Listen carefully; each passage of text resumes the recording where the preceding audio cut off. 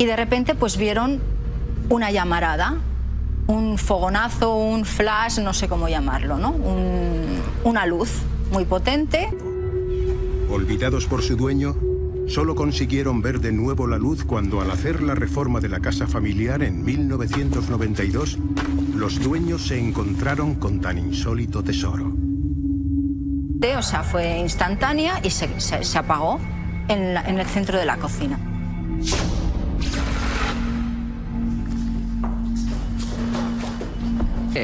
Salen imágenes tremendas y sonidos también terroríficos. Eso. Pues en eso igual. El niño estaba dormido en la cuna, oyen llorar al niño, la madre identifica el llanto de su hijo y cuando van no hay absolutamente nada.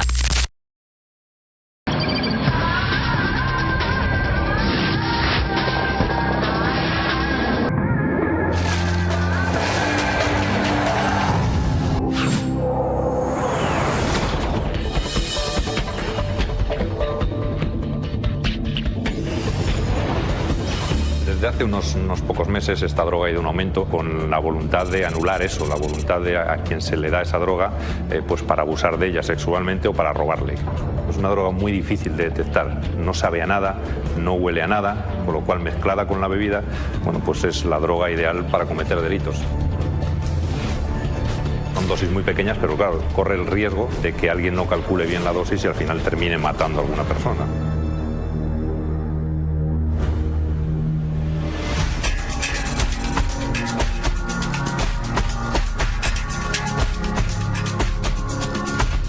Buenas noches y bienvenidos a la nave del misterio. Hoy una nave, por desgracia, muy pegada a lo terrenal, al suceso y algo que alarma. Lo van a entender enseguida, porque en alguna ocasión, años atrás, hemos hablado de la famosa, también por desgracia, burundanga o escopolamina o mezcla de plantas que generan lo que llaman efecto de automatismo. Vamos a ver, resumiendo, cuando la leyenda urbana se convierte en realidad, hay un montón de mitos que creemos que son eso, cuentos populares que se cuentan para asustar y que vemos que en ocasiones son una rotunda verdad. Una verdad que ha llegado a España, porque de esta planta propia de los chamanes, los brujos, con extrañísimos nombres, donde se podía viajar a otros mundos a través de ella, eso ha llegado en manos de delincuentes a nuestro país. Y no abriríamos el programa con este contenido especial de alguna forma, de no ser porque nos han llegado testimonios y algunos muy cercanos de personas que conocemos muy bien y que han sufrido en sus carnes este encuentro con los suministradores de la temible burundanga. Se van a sorprender porque son casos que acaban de ocurrir hace unos días. Quiero que los escuchen porque vamos a hacer un dossier con miembros de la policía, con miembros del ámbito médico, con especialistas en sucesos, porque esto está pasando y tenemos que contarlo. Tenemos que contarlo porque le podría pasar a usted. Nadie está a salvo, le podría pasar a usted y hay que estar ojo a visor. Quiero presentarles a una amiga, la conocemos bien y por eso el susto ha sido doble, ¿verdad, Carmen? Buenas noches. Buenas noches, Iker. Porque Ángela, que está ahí con nosotros. Ángela, buenas noches. Buenas noches. Una joven que tranquilamente en Madrid va a tener una experiencia de esas difíciles de asimilar y que demuestran que esta sustancia, que tiene diferentes nombres, por cierto, ¿no? Sí, se llama burundanga, escopolamina, aliento del diablo, hay muchos nombres, pero sobre todo se viene conociendo como burundanga, que es el término que viene, es un término afrocubano, que es como brebaje, bebedizo, eso es lo que quiere decir. Luego, en la segunda parte del dossier, aprenderemos más de la planta, físicamente, qué tiene y por qué. Vamos a presentar, desde que Ángel nos cuente su historia, a Juan Rada, Sobran Presentaciones, uno de nuestros grandes periodistas de sucesos y buen amigo, que nos va a dar otra sorpresa mayúscula, no muy buena para él, pero mayúscula. Juan, bienvenido. Hola, buenas noches, Iker. Gracias por estar con nosotros, ¿eh? Y además por un tema que sé que, hombre, que no es fácil de contar, pero que demuestra que a cualquiera le puede ocurrir. Por supuesto que sí, impacta cuando uno lo vive, ¿no? Pero siempre es bueno comentarlo, comunicarlo, para que la población esté prevenida, o sea, de que nadie escapa a esto. Esa es la frase, nadie escapa y está pasando de verdad, sobre todo para la gente joven, la gente que está sola, la gente mayor que nos ve. Cuidado porque hay diferentes modus operandi, diferentes maneras para atrapar a alguien en el mundo de la burundanga. La ciencia no sabe por qué de alguna forma se produce ese automatismo, ¿no? Por qué el cerebro nos convierte en zombies y hacemos caso de esa persona que nos ha expulsado o exhalado la burundanga. Ángela, hace tan solo unos días tenemos aquí las denuncias policiales, tenemos aquí el informe del Gregorio Marañón, aparece la palabra escopolamina. Vamos a contar tu historia y casi vamos a verla, Ángela.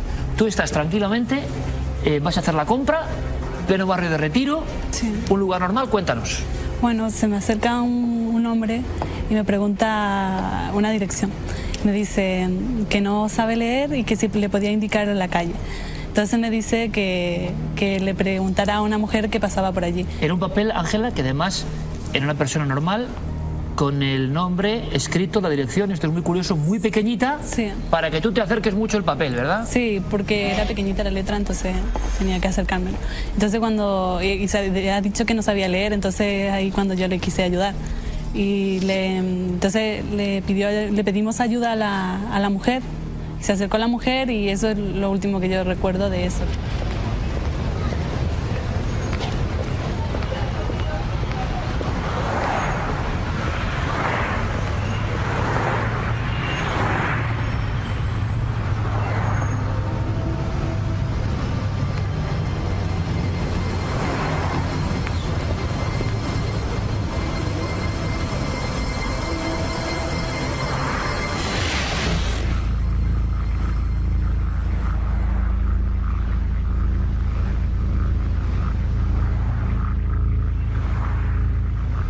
Esto es la 1:00 de la tarde, sí. Es una calle transitada, sí. Es pleno día y tú cuando llega esa mujer empiezas a sentir algo raro ya. Sí, yo creo que me mareé, pero no me acuerdo, es el mareo y luego lo que yo recuerdo es que cuando estaba sentada en la cocina, cuando empecé a recordar poquito. O sea, que estamos hablando de que se acerca esa mujer y hay un lapso hasta que Ángela, ya ha pasado mucho tiempo, claro, se encuentra de nuevo en la cocina. Pasan unos minutos porque ya la puede reconocer, puede identificarla, sabe cómo es, sabe cómo va vestida, el sombrero que lleva. Yo creo que hasta que hace efecto la droga en el organismo y a partir de ahí... Una droga, una sustancia que por lo que sabemos ya hemos investigado parece que está en ese papel, en esa dirección, en la lámina, y que incluso tienen cuidado, por lo que hemos sabido los delincuentes, en ponerse, si hay viento, de cierta forma para que no les afecte a ellos, claro. Fíjate, hay noticias de por qué la escopolamina solo afecta a la víctima y te cuentan los trucos de estas personas. Se ponen de determinada forma, ven perfectamente por dónde viene el aire para que no les afecte a ellos y se queden también como oídos, que no les afecte a su organismo. Incluso hay dos personas, por si a la persona que está dando la burundanga le afecta, la otra está para controlar la situación. Yo me pregunto, si todo este ingenio de verdad fuese puesto para el bien, pero no suele ser así, o sea, es que es como decir, bueno, todo calculado, personas que van por la calle que nadie sospecharía. Y hemos escuchado a Ángela que lo siguiente que recuerda es estar ya en el domicilio, en la cocina, y es cuando empiezas, Ángela, a tener como recuerdos, como visiones, no sabes bien qué ha pasado. ¿Y qué empiezas a recordar? Empiezo a recordar que he ido al banco y que he sacado dinero, pero lo muy borrosamente así. Entonces yo he buscado en el bolso a ver si tenía el dinero. Entonces pues me asusté porque no sabía lo que pasaba, porque yo iba a la compra, estaba ahí arriba sin la compra, sin ningún... Estabas en la cocina, no había compra. No había nada, entonces yo digo, algo ha pasado. Entonces lo primero que se me vino a la cabeza fue ir al banco y fui corriendo y no sé ni cómo he llegado al banco, le he preguntado a la mujer que si yo estaba allí y me ha dicho pues que has estado con tu madre, me ha dicho tal, y ha sacado el dinero, me ha dicho y ¿cuánto he sacado? Le digo y me dice todo. Madre mía, porque todo sabemos, pero contarlo a Ángela, yo creo que ahora mismo, Ángela, escucha muchísima gente y ¿sabes lo que debe estar pasando? Que esto, mucha gente dice, esto es increíble, ¿qué pasa? ¿Qué hace esta droga? Lo vamos a entender luego. Pero mucha gente, ¿verdad, Carmen? Por lo que hemos visto a través de la primera comunicación que hemos hecho con Milenio 3 en la radio para dar voz de esto, porque esta gente tiene que ser atrapada, o sea, los que hagan esto, es que esto es un... estoy seguro que nos estarán llegando sensaciones de esto me ha podido pasar a mí. Pero vamos a ver, tú llegas entonces a ir con esta señora a la oficina bancaria, sí. ¿Pides tu cuenta? Sí. ¿Qué recuerdas de ese momento? Lo que yo recuerdo también es que la mujer había pedido un sobre para meter el dinero o lo que sea, y luego yo tenía aparte el dinero de la compra y eso también me ha pedido para que lo ponga todo junto en el sobre. Pero en el momento en que se lo he dado no me acuerdo si era dentro del banco o fuera. Pero tú en todo este momento eres como ¿qué? Como una marioneta, o sea, Sí. haces lo que te dicen. Hago lo que me dicen. Y cuando te empieza a llegar todo es cuando te empiezas a asustar. ¿Cómo te quedas? Porque Ángela tiene, claro, una crisis de histeria tremenda. Cuando se da cuenta de que es una mujer muy joven, como están viendo, que trabaja, que se gana su sueldo y que se lo quitan todo, te da un ataque de nervios, ¿no? Sí, pues yo estando en el banco me agarró un ataque de ansiedad y lo que sea. Luego llega lo del SAMUR, la policía, y luego ya me llevaron a Gregorio Marañón. En el Gregorio Marañón resulta que tenemos el informe concreto, es decir, pasamos de la leyenda urbana al informe, ¿no? Y me gustaría destacar que, por cierto, tienen tan claro que esto está ocurriendo en nuestro país que intentan descartar una intoxicación por sustancia no conocida y descartar intoxicación por escopolamina, es decir, como si fueran elementos que enseguida hay que verificar. Por supuesto, en el análisis que hacen no tiene ningún tipo de droga, ningún tipo de alcohol, nada, porque, y luego lo aprenderemos con los especialistas, parece que esta sustancia se elimina rápidamente de la sangre, y en el informe aparece la historia que el paciente refiere es congruente con intoxicación por escopolamina, pero no es posible confirmar la sustancia usada. ¿Hay alguna cosa más, Ángela? ¿Te atienden? En el hospital se sabe que esto está pasando, que está ocurriendo, que están llegando casos. Incluso se lo comentan. ¿Te llegan a decir eso? Que no es tan inhabitual, o sea, ¿qué pasa? Sí, que llegan personas con mi caso también, que con los síntomas que tenía y esas cosas. En lo que te va llegando, porque nosotros podemos ver a Ángela prácticamente horas después, van llegando imágenes de ese tiempo perdido. Esto es como si no la abducen, o sea, es que no sabe qué ha pasado y lo empieza a recordar. Te llegan también elementos, Ángela, como de cosas muy raras. Te hablaron de religión o de Dios o de algo y un juramento. Cuéntanos un poco eso. Eso, que yo me acuerdo que en uno de esos, con el chico, pues hicimos un juramento. Me ha hecho jurar algo que exactamente no me acuerdo de qué era, pero yo me imagino que sería para que no contara a nadie o lo que sea, ¿no? Después, cuando ya pasas los análisis médicos, cuando te vas tranquilizando, físicamente, ¿qué sientes? ¿Te duele la cabeza? ¿Pérdida de memoria? Ahora te es muy difícil la concentración, me parece, ¿no? Sí, eso, ahora es la concentración fatal. Y nada, que me pongo nerviosa, así me dolía mucho la cabeza. Y no sé, mareada sí he estado. En el hospital me he mareado muchísimo. Tienes miedo, imagino, un poco, ¿no? Sí. Te da respeto a cualquier persona que se acerque. Tengo mucho miedo, sí. Yo creo que ya no se puede ayudar a la gente a la calle. Ahora mismo pues tengo miedo, no sé qué persona se te acerca con buena intención, mala intención. No sé. Lo curioso es que todo estaba perfectamente programado. Lo curioso es que ella fue la que sacó el dinero y lo entregó en pleno banco. En el banco no notaron nada extraño, es decir, no, tú eres una persona normal y corriente que pide sus ahorros. Sí, la mujer me ha dicho que me ha visto muy normal, que hablábamos con la señora como si fuésemos conocidas. Por eso ella se imaginó que sería mi madre o algo, como era una persona mayor. Si es posible, un toque de atención, porque si esto está pasando y llega en este límite, incluso a las entidades bancarias, a las personas que están de cara al público, yo sé que es muy difícil, pero claro, que alguien saque todos esos ahorros, que no se note nada y que realmente esté bajo los efectos de la escopolamina, ¿no? Lo que pasa es que ahora todos los bancos tienen cámaras de seguridad y esas cámaras de seguridad están grabando minuto a minuto, segundo a segundo y pueden confirmar perfectamente que Ángela entró con esa mujer extraña y pueden identificarla, con lo cual esa grabación está en manos de la policía, que está haciendo todo lo posible para poder identificar a estos dos asaltantes. Salvando las distancias, pero esto nos recuerda a lo del polvo zombie famoso, la tetrodotoxina. Sí. Los brujos haitianos, en el fondo hay un principio parecido, ¿no? Dominar al otro. Lanzaban este producto elaborado sobre todo con el polvo del pez globo y la persona quedaba zombificada, porque aquí yo sé que lo que más miedo le puede dar a Ángela es que ella no se desmaya, tú no te mareas, tú no te caes en la calle, tú estás normal. Normal. Hablando con ellos normal. Sí. Y no recuerdas nada. No, no me acuerdo. Juan,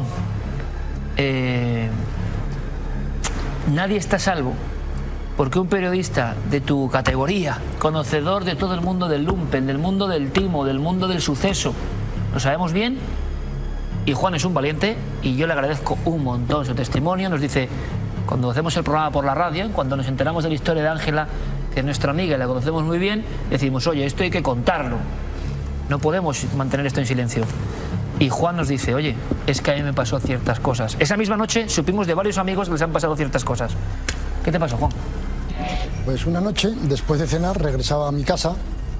Yo vivía en una semiesquina de Gran Vía con la Plaza de los Mostenses, muy cerca de la Plaza de España, y vi que había como un pequeño comando de unos negros y tal, haciendo grafitis y tal por las puertas de los restaurantes y demás, y un señor como un compinche con el motor en marcha esperándoles. Yo sabía que le estaban imponiendo por allá una especie de impuesto que era o pagáis o todas las noches os machacamos las fachadas y demás, y el día siguiente, por ejemplo, un restaurante italiano muy conocido que había dejado en mi casa, todo el día con pintores y tal. Entonces yo tenía mucha amistad con un pub que había al lado, debajo de mi casa, y entré a decírselo al dueño. Dije, oye, mira, que ocurre esto, que hay una gente que no me gusta nada, a ver si te lo va a hacer a ti. El tío salió corriendo, la novia, no vayas, no vayas. Pero él era musculoso, de gimnasio, y salió. Y yo me quedé solo con la novia, argentina, y con otra amiga que también debía ser argentina. Ya el hombre volvió y dice, no, se han escapado y lo uno y lo otro. Bueno, estuvimos hablando un poquito. Y yo dije, y me dice, oye, a ver si han bajado para abajo, que hay un karaoke y le van a hacer lo mismo y tal. Estoy por hijo, no te preocupes. Le dije, ya, me acerco yo y se lo digo. Fui al karaoke, no habían ido. Y me estaba tomando pues un refresco, un bitter sin alcohol concretamente, cuando al poco veo que me aparece la argentina, la clienta esa. Hola, ¿cómo estás? Y me dice, mira, es que esta noche es el cumpleaños de mi hijo que vive en Argentina, y entonces Jorge y su novia, que son muy majos, me han dicho que van a bajar algo, si quieres les esperamos, tomamos algo. Y digo, bueno, y tal y cual. Y estando allá me dice, ¿te importaría traerme tabaco? Porque resultaba que el expendedor de cigarrillos estaba afuera, o sea, dando a la calle, pero donde el parking. Con lo cual, entonces salí, dejé allá mi bitter cash y me volví. Y al rato yo me empecé a sentir un poco como flotando y demás, ¿no? Y cosas ya un poco raras. Ella se empeñaba en que pidiera otra ronda y en que tomara alcohol. Yo decía, mira, no, ando con un pequeño tratamiento cardiológico. Es más, no había tomado la pastilla. Saco Trangores, un regulador cardíaco, lo tomo delante y digo, ¿ves? Yo no puedo tomar alcohol y tal. Ella insistiendo en el alcohol. Bueno, pues prueba mi cerveza. Yo que no. Total, que pedí otra ronda de sin alcohol, fui al servicio, volví. Ya me empezaba a encontrar peor. Y de pronto, oye, y tal, el móvil mío, no sé, ¿tienes el móvil? Saco yo el móvil.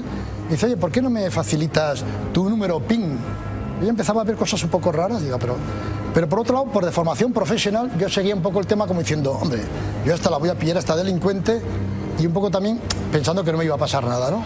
Entonces ella cogió el móvil mío, lo apagó, lo encendió, vio que el PIN era en efecto y tal, bueno, estas cosas ya. ¿Y tú como si fueras un zombie asintiendo en todo? Asintiendo todo. Yo me daba cuenta y digo, no, pues yo conocía el tema de esto que le llaman peperas y demás, pero yo asintiendo todo, claro, me debía sacar información de que yo vivía solo, muy cerca, en el edificio Mostenses y demás. Ya los otros no bajaban, yo me empecé a encontrar flotando un poco, y yo, pues me voy a ir a casa y tal, pues sí, vete y tal y cual, si no te encuentras bien y tal.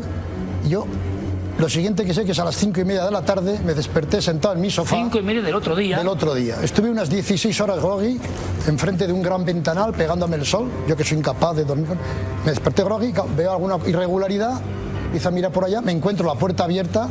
Se ve que yo ya la dejé abierta cuando entré, encuentro la puerta abierta, me faltaban pues algunas cosas pequeñas, una cámara de vídeo, una cámara de cine, un reproductor de CD, una máquina fotográfica, el móvil, el dinero, y de las tarjetas de crédito solamente una de unos grandes almacenes que no suelen pedir el carnet de identidad. Es que nos cuentan muchos oyentes, testimonios, oyentes digo, por esa primera aproximación, nuestro programa hermano en la cadena SER. Nos empezamos a quedar alucinados, no es un hecho puntual. El de Juan es una historia bien conocida, en el sentido de que siempre se ha hablado de personas que lo de Ángela es como una versión, si cabe, más actualizada y más terrible, porque pasa en mitad de la calle, bueno, Juan también, y nadie nota nada raro, nadie se cae, nadie está con espasmos ni groggy, tú estás perfectamente. Y toda España prácticamente, como decíamos, está surcada de este tipo de incidentes, todos refieren lo mismo y todos informan de que incluso han abierto la puerta de su casa, han dado todos los códigos, los números de cuenta, han dado todo. Han dado absolutamente pero ellos, todo. sin que nadie les esfuerce aparentemente. Es más, además, si se lo pides, te dan las tarjetas de crédito, das el número PIN, con esas tarjetas sacan el dinero cuando es ya por la tarde-noche que las entidades bancarias no están abiertas. Tenemos algún conocido compañero que también les ha pasado. Que da las tarjetas y se acuerda de que ha dicho, y este es mi número y este es mi otro número. O sea, es como decir, volverse zombie. Y también cosas más graves, Iker, como violaciones que se están produciendo. Nos llegaban casos desde Barcelona de 2 chicas que una noche como otra cualquiera que salen de fiesta y lo que recuerdan es ya estar en sus casas y además con síntomas de haber sido violadas. ¿Qué pasa? Que muchas veces esto no se denuncia. ¿Por qué? Por el miedo a decir, es que he bebido demasiado, no sé ni con quién me he acostado, ¿cómo voy a denunciar esto? Claro, lo curioso es que el nivel de registros de estos casos que no se cuentan y que hay una especie de vergüenza, como decíamos Juan, uno se le queda una cara como decir, jolín, como para contarlo, ¿no? Por eso tiene doble valor. Y siendo un periodista, nadie está alejado de esto. Cuando no se pasan y dan más, porque había gente que ha acabado en el hospital. Es lo que voy a preguntarle a Juan. Exacto. ¿Tú has investigado a raíz de esta desgraciada experiencia personal? Juan se pone a investigar y nos hablas de Madrid, por lo tanto, traspolan otros puntos de España. ¿Muertos? Muertos, sí. Por ejemplo, en Madrid hubo un caso de 2 amigos que salieron por ahí a tomar alguna copa, no sé si ligaron o no, entonces se fueron a casa y en la mañana siguiente, cuando uno de ellos se levanta, se encuentra, vamos, que le habían hecho pues como a mí, le habían quitado las principales cosas y tal, y dice, bueno, ¿qué se va a hacer? Y se va a trabajar. Ve que el compañero con el que compartía piso estaba durmiendo. Llega la noche que sigue durmiendo y en la misma postura. Se acerca, despierta, estaba muerto. O tomó más dosis de la normal, le metieron, o algún fallo cardíaco y tal. También hubo otro suceso también de otro señor que también con una chica la acompañó a casa, una chica que luego resultó ser un travesti y como no volvía en sí, que parecía había muerto, pues le pegó fuego a la casa para borrar todas las huellas. Vamos a hacer una cosa, yo creo, Carmen, que es mejor que te quedes, ¿vale? Que van a intervenir ahora otros especialistas, porque queda un elemento que ya es como el remate, ¿no? Que se pueda adquirir en España a través de la red de internet, que haya comercio de esta sustancia, de este aliento del diablo, de esta escopolamina, de esta burundanga, de esta trompeta de los muertos. Vamos a saber un poco más, ¿vale? Conectamos con todo eso. Yo quiero agradecerle mucho a Ángela su presencia, porque sé que no es sencillo. Ella ha hecho bien, ella ha denunciado ante las autoridades, se ha hecho los correspondientes informes médicos y esto demuestra que lo que pensábamos que era un mito, de mito nada. El poder de esta planta, desde luego, es digno de tener muy en cuenta. Vamos a conocer más. Ángela, que vaya todo muy bien y que desde luego estos desalmados pues sean identificados y sean descubiertos, porque es lo que deseamos todos y muchísima gente que puede ser víctima o ha sido víctima. Gracias por tu visita, Ángela. Gracias a ustedes. Gracias. Juan, que siga la investigación. Gracias por este informe, gracias como colega, porque sé que no es nada fácil contarlo y porque hablábamos de la cara, ¿no? Yo la vi en Ángela y la vi en algún compañero mío de otro ámbito que me contaba, ahora entiendo lo que me ha pasado, es decir, yo mismo di las tarjetas y los códigos a unos desconocidos y me quedé como anestesiado. Es increíble lo que está pasando, seguramente tendremos que dar más voz del arma sobre esto.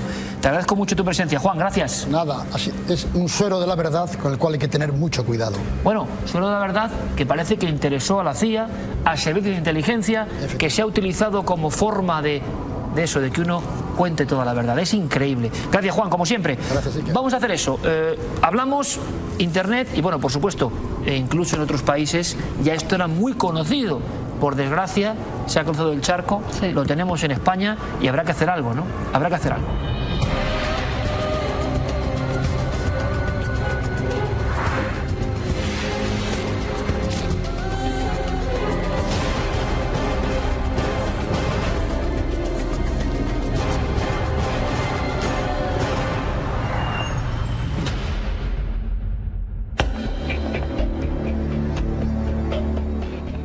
En este instante, 2 personas de ámbitos muy diferentes, pero absolutamente competentes en este tema que tanto nos inquieta, se incorporan a nuestra mesa de debate.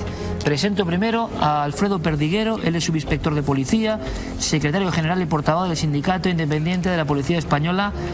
Y además le agradezco especialmente porque nos va a contar cosas, que está aquí, que desconocemos y que ya rompen por completo la idea de que esto es un mito. O sea, esto está pasando y ellos, que trabajan por el bien común de alguna manera, por investigar, por llegar al fondo de esto, saben perfectamente lo que está pasando, sobre todo de unos años a esta parte. Alfredo, bienvenido, gracias. Gracias, Iker. Nos acompaña también Teresa Echeverría. Ella trabaja en el Hospital Clínic de Barcelona y esto es muy importante. ¿Por qué? Porque este hospital fue el primero en España que empezó a llevar un registro a partir del 2009, si no me equivoco, Teresa, por ingesta de drogas que se usan en este tipo de incidentes, en agresiones sexuales sobre todo. Creo que Teresa tiene algunos datos que ponen los pelos de punta de verdad, de lo que está pasando.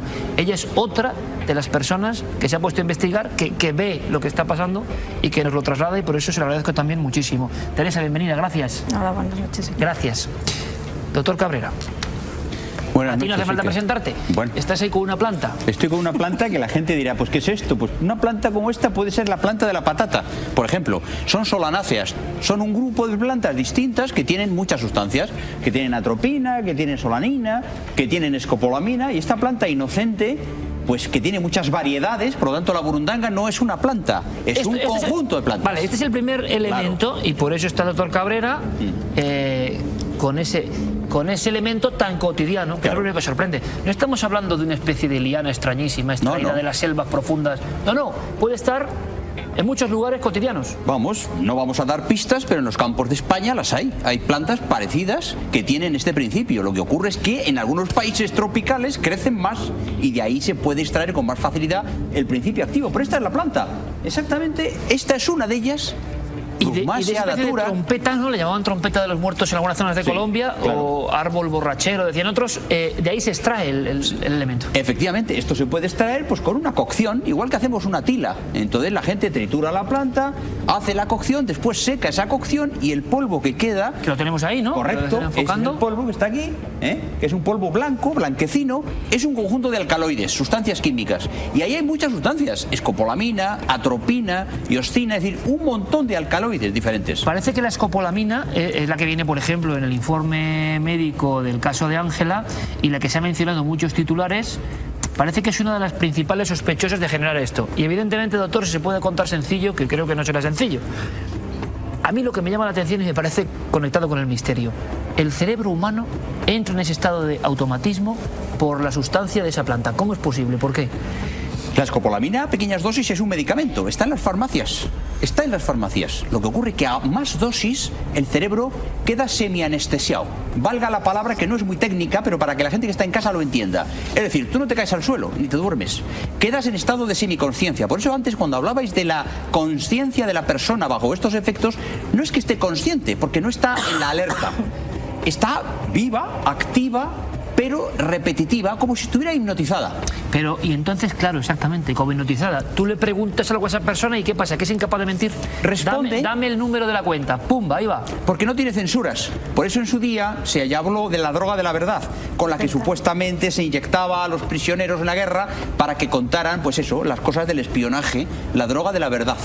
No hay censuras. Le vamos a pedir a nuestra compañera Tina que retire ya, porque tampoco queremos dar mucha más publicidad al tema, pero esa es la realidad. Tina, gracias por favor, esa es la planta. Teresa, me decías que esa planta es mucho más común de lo que nos podemos creer. Ahora, lo que tú has tenido que ir viendo del 2009 aquí, yo creo que es una realidad que además yo no sé por qué tampoco se cuenta mucho. Creo que hay un buen puñado de casos que tenéis en el Hospital Clínic de Barcelona, la evidencia de que esto está detrás, ¿no? Bueno, la evidencia farmacológica como detección en laboratorio de la sustancia, no, porque la peculiaridad y la gracia o virtud de estas sustancias es que es dificilísimo detectarla, porque la eliminación prácticamente, en concreto de la escopolamina, es muy corta, pero hay otras sustancias que también se utilizan con el mismo mecanismo y que también son fáciles de acceder en red y de cualquier manera en una farmacia, como pueden ser la ketamina, el tiopental, que era el medicamento de la verdad, el fentanilo, o sea, una serie de drogas que administradas de manera delictiva consiguen el fin que es este, ¿no? Anular, reducir la voluntad y conseguir el objetivo de cometer un delito. En nuestro caso, las agresiones sexuales. Nosotros en el 2009 empezamos a ver que acudían a nuestro hospital agresiones sexuales basándose en una amnesia retrógrada, quiere decir anterógrada, que es que no recordaban nada y que simplemente habían notado que habían situaciones diferentes, la forma de estar vestida, o que aparecían en su casa y no sabían cómo habían llegado, o que aparecían semidesnudas o desnudas en parques y tampoco sabían cómo habían llegado hasta allí, ¿no? ¿Y son muchos los casos, Teresa? A ver, nosotros tenemos actualmente una media de 200-250 agresiones sexuales asistidas en el hospital. Sobre esta tasa, el 25% están bajo la influencia de drogas de sumisión. y lo que es básico es el relato. O sea, te estoy diciendo que un 25% coinciden en ese relato y coinciden de una manera coherente y seria, es decir, la forma de explicar cómo les pasa es muy específica, no lo puede hacer cualquier persona que pudiera utilizar el medio como una manera de disculpar una situación personal, sino que realmente la manera de relatar las secuencias es muy específica y muy repetitiva, por lo tanto casi es objetiva. Uno lo ha vivido casi como un sueño, una pesadilla. Ahora nos va a contar Alfredo su visión y los casos que él ha registrado y la policía. Y encima es que a nivel de detección esto también es como un fantasma entre comillas, o sea, que se marcha rápido. Sin embargo, doctor, creo que el efecto, como le ocurría a Ángela, es inmediato, 1 minuto 2. El efecto es rapidísimo porque se absorbe rapidísimamente por la vía inhalatoria, la neurona enseguida impacta con el alcaloide, se bloquea, pero claro, en 11 minutos, en 12, en media hora, en sangre desaparece. Entonces ya en orina a las 2 horas desaparece. Pero el efecto es un efecto cascada, es decir, la droga se ha ido, pero el cerebro ya está tocado. El ejemplo que la gente va a entender en su casa es cuando vas al dentista y te sedan. La sedación en el dentista es que no te duermen, sino que te quedas medio groggy y te dicen, abre la boca, y la abres. Pero luego no te acuerdas de nada, porque te han echado fentanilo, te han puesto midazolam, sustancias muy parecidas a estas. Desde el punto de vista policial de la investigación, Alfredo, otro de los pilares, ¿no?, digamos sociales que están enfrentándose al problema. Detectáis perfectamente que estos casos ocurren y os empecéis a preocupar. Imagino que además esto, como decías, es otra cascada en el sentido de que en los últimos meses prácticamente la gráfica ha ido increciendo. Esto está pasando en nuestro país ahora mismo. Hace ya 4 o 5 años, Iker, que fue el despunte. Hace 5 años hablábamos de situaciones muy puntuales, para la redundancia, en las cuales se apuntaba, se decía, se comentaba, pero dudabas porque no pensabas que en un país como España pudiese estar pasando. Según han transcurrido los años hacia acá, los casos son tan sangrantes que ciertamente hay que tomar cartas en el asunto, y es cuando se están haciendo protocolos que no existen de momento para que se produzca. Sí que es cierto que muchas veces, en muy alto porcentaje, la gente no denuncia. Y es gracias a estos programas en los cuales la gente se da cuenta de lo que le ha pasado. O sea, porque como decía el doctor Cabrera, mucha gente no es consciente de lo que le pasa, se despiertan obnubilados, no saben qué les ha pasado, tienen una laguna mental y piensan que bueno, pues es exceso de alcohol o que algo les ha sentado mal, lo que sea. Sí que se dan cuenta que a los días, no todo el mundo mira al día la cuenta, se dan cuenta que les han dejado la cuenta a cero, y no denuncian. Estos programas hacen efecto llamada para que la gente denuncie, y a nosotros nos da pie para poder investigar, porque es nuestra arma fundamental, la denuncia del ciudadano, para decirnos el modus operandi del que lo hace, cómo lo hace y cómo lo utiliza. Pero ya lo que yo personalmente he alucinado, lo que ya me saca de mis casillas y no puedo entender dónde vivimos, es que de repente nos ponemos a sondear, Javier Pérez Campos y Carmen lo han hecho, por internet, páginas españolas, ojo, porque esto... Y además en todas las provincias de España, ¿eh? ¿Dónde se vende la escopolamina? ¿Qué has encontrado? Que esto pues ya mira, es como diciendo, hay páginas en las que directamente te dan un bar en concreto, pregunta por tal persona y te van a suministrar burundanga. Vendo burundanga pura, líquida y en polvo. Precio económico, contactar con bar tal, en Vera, en un pueblo de Almería, preguntar por una persona en concreto y pones solo fines de semana. Muy bien. Después dice, vendo burundanga, escopolamina de buena calidad a buen precio, interesados pueden contactarme a través de este mail. Dejan un mail y fíjate la postilla, solo hago negocios con gente seria. Sí, gente seria, y algunos incluso dicen, no, para médicos y demás. Doctor, yo creo que los médicos no compráis por internet. La escopolamina está totalmente regulada por la ley de estupefacientes. Que la escopolamina es una sustancia activa que precisa receta de estupefacientes. Bueno, ¿y cómo es posible, Alfredo, yo te pregunto, que exista esta especie de esquizofrenia en nuestro sistema? O sea, que algo absolutamente prohibido, absolutamente dañino en manos, uno haga 3 teclas y esté ya con eso. ¿Cómo es posible? Pues son cosas que nosotros los policías decimos que porque no se regula, los legisladores son los que tienen que hacerlo. Y el problema es que en muchos casos, a la hora de estas cosas puntuales, no se nos pregunta para hacer cosas, para regularlo penalmente, y ahí estamos aguantando lo que tenemos. O sea, el acceso es facilísimo, pero es que ya lo ha reconocido. El Plan Nacional de Drogas ha reconocido como una droga emergente.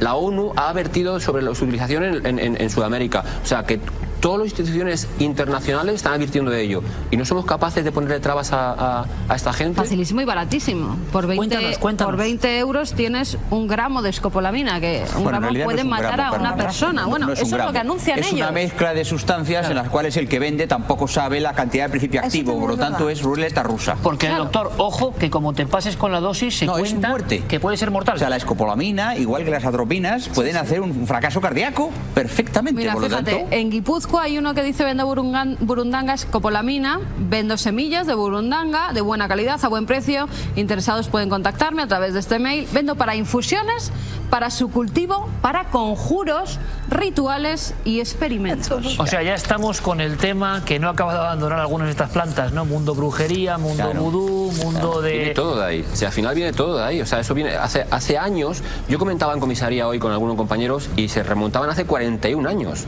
41 años. Decía, hace 41 años en Mallorca ya hubo casos puntuales en los cuales algún cliente no se acordaba de esto y la policía lo que hizo fue tomar declaración a todo el mundo. Era consciente de que le habían quitado todo, pero él no había bebido y no había consumido nada.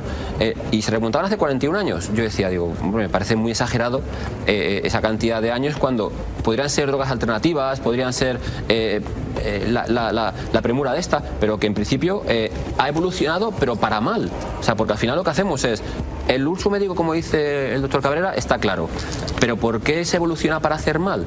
¿Por qué no se evoluciona las plantas sobre todo para hacer bien? Claro, si la droga entre comillas, no droga, planta sagrada en la antigüedad, que tenía una función y un rol, y los chamanes hacían sus cosas, y seguramente serían funciones curativas las primeras, de repente el mundo delincuencial obtiene su lado más y utilizaban evidente y terrible. En partos para las mujeres, para que no fueran conscientes del dolor en medio de la selva, lo utilizaban para que tuviera el niño. La escopolamina está en las farmacias. Claro, hay colirios de escopolamina para abrir la pupila, para los oftalmólogos, para los espasmos, para el Parkinson, para los dolores gástricos, para muchísimas... Pero alguien, como decía un poco Teresa, ¿no? El mundo, este ingenio, ¿no?, de la delincuencia que por desgracia nos lleva unos pasos de ventaja, se da cuenta de que alguien, digámoslo así, Alfredo, canta todo lo que tiene que cantar, cuenta todo lo que tiene que contar, que incluso abren la puerta de su casa, que a veces no hay violencia porque no hace falta que tú mismo le abras la puerta de tu casa, y no es lo que ha pasado, y se dan cuenta de que hay un filón, ¿no?, una mina, y habrá que empezar a hacer algo. Mira, fíjate, hay legislación, Iker, de 1861 en la legislación inglesa, donde ya se habla de esta especie de sumisión química, actos sexuales por sumisión química, por haber dado a alguien uno de estos principios de escopolamina, por ejemplo. Sí, los Borgia lo usaban como uso yo el agua. Con lo cual es que esto lleva siglos y siglos, claro.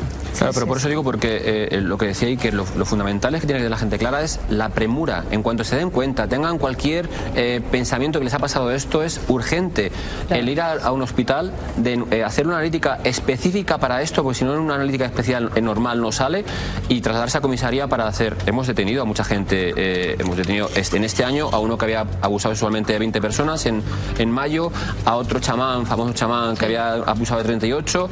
Hemos desarticulado 2 redes en las cuales el dueño del local, como decía el anterior compañero, los camareros y las relaciones públicas estaban todos implicados en el tema. O sea que a nosotros nos da pie la denuncia del ciudadano, pero la denuncia del ciudadano es fundamental, que corra a una institución médica, que pida, que diga lo que le ha pasado y que le haga una analítica especial para ese tipo de hechos. De hecho, a mí me sangrantan algunas imágenes que tenemos grabadas a esta gente, en las cuales campan libremente a sus anchas. O sea, no tienen ningún tipo de... Eso aterra más la frialdad y el control de la situación. Claro, porque ellos saben, Iker, que es muy complicado demostrarlo. Es muy complicado que la gente sea consciente de cuándo la ha pasado, con quién la ha pasado.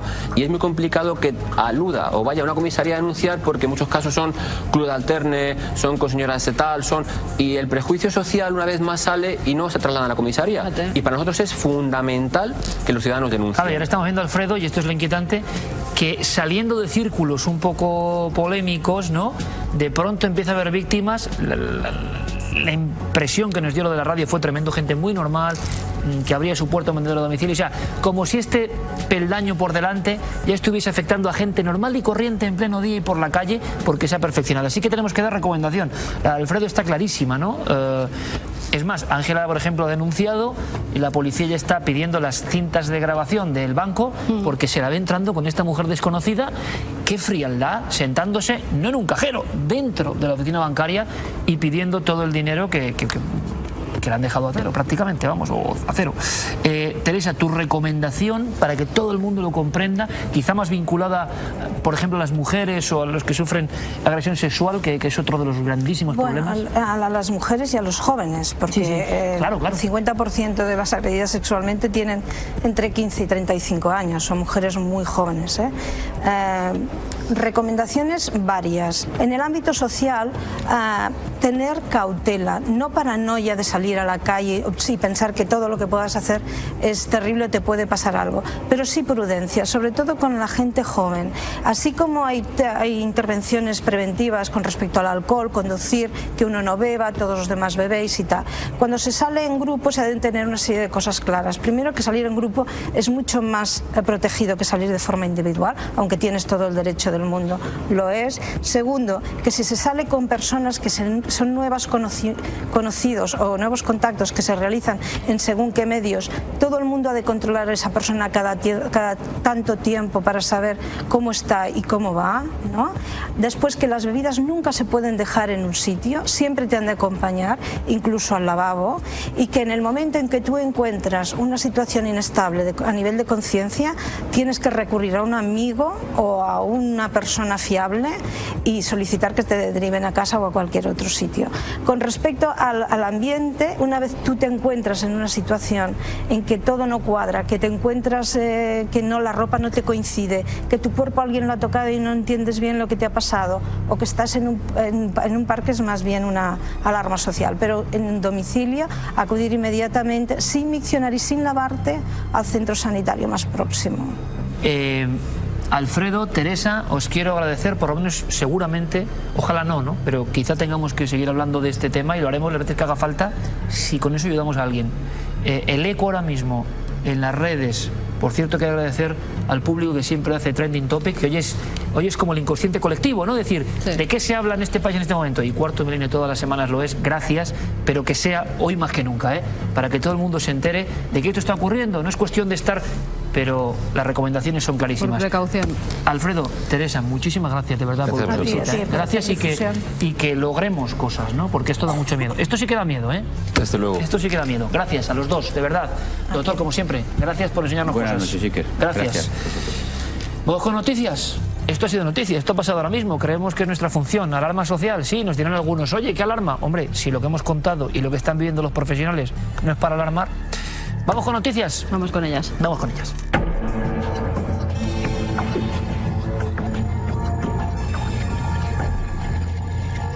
Comenzamos nuestro repaso semanal por la información del mundo del misterio en México, donde se han descubierto petróglifos que datan del 850 al 1350 a.C. Se trata de un panel de casi 4 metros de largo ubicado en un área montañosa del altiplano conocida como el Cerro de las Ánimas. Por el momento se ha podido averiguar que los grabados tienen que ver con la fertilidad y la fecundidad, ya que hay nubes, caracoles seccionados y vulvas femeninas.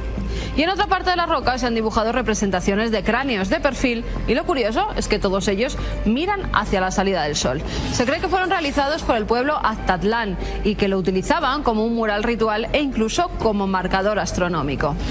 Y en Sudáfrica están teniendo un verdadero problema, ya que las lluvias torrenciales obligaron a abrir las puertas de una importante granja de cocodrilos y se han escapado más de 15.000.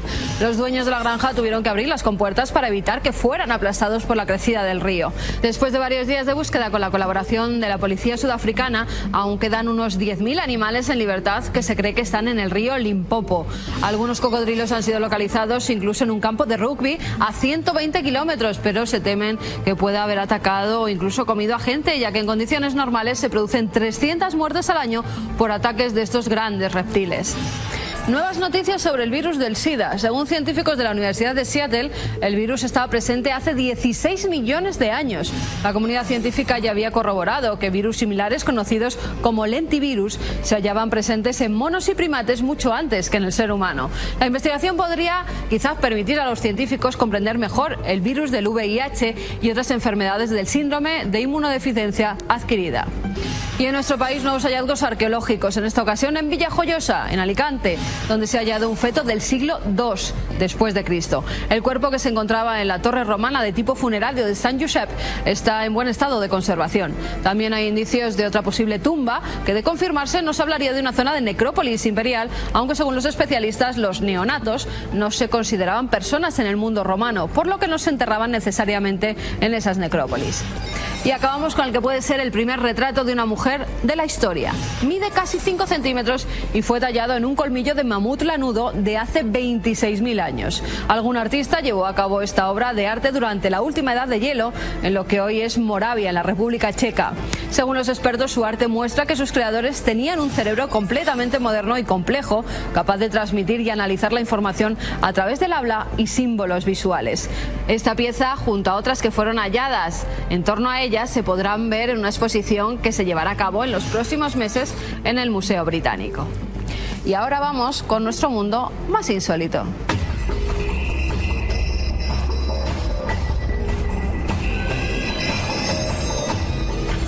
Fíjense lo que hacen algunos para no pagar los parking. Ha ocurrido en China. Una chica que coge su coche y con un mando, este coche no sé qué función tiene, que puede ir teledirigido durante un tramo cortito. Pues así llega hasta la barrera de seguridad. Claro, el chico se asoma y no hay nadie conduciendo. Sale de la cabina para ver qué está ocurriendo y desde la parte trasera asciende por el coche un auténtico fantasma. Además de esos que dan tanto miedo, muy blanca, con el pelo negro por delante. La chica, que se hizo pasar por un fantasma para no pagar el parking. El que estaba en la cabina salió corriendo como alma que lleva el diablo y no volvió. Y hemos visto que en internet se vende casi de todo. Bueno, pues también se venden almas. Sí, sí, así como lo oyen. De personas vivas, eso sí. En una página rusa. Un artista asegura que usted le da el nombre y algunas fotografías de la persona de la que quiere tener su alma. Bueno, pues hace un busto y, conectando con los seres del más allá, tal y como lo pone en su página, pues capta el alma de esa persona y la mete en ese busto, que por unos 80.000 euros lo tiene usted en su casa. Ya sabe, si quiere el alma de alguien y que esté en una estatuilla que encima la va a decorar, escriban a este ruso. Y acabamos en Japón, donde ha ocurrido algo terrible. Un padre ha acabado con la vida de su hijo a mordiscos. Ha sido así porque creía que estaba poseído por el espíritu de una serpiente. Al parecer, el joven de 23 años empezó a comportarse de manera extraña y decía que era una serpiente y que por la noche los iba a atacar a todos. El padre se asustó y de repente se lanzó hacia su hijo, empezó a morderle en todas las partes del cuerpo mientras le golpeaba fuertemente, y cuando el joven fue trasladado al hospital ya no había nada que hacer por su vida. Ahora vamos con la cara oculta de Santiago Camacho. Esta noche vamos a mirar al espacio y un satélite extraño. Él nos lo cuenta todo.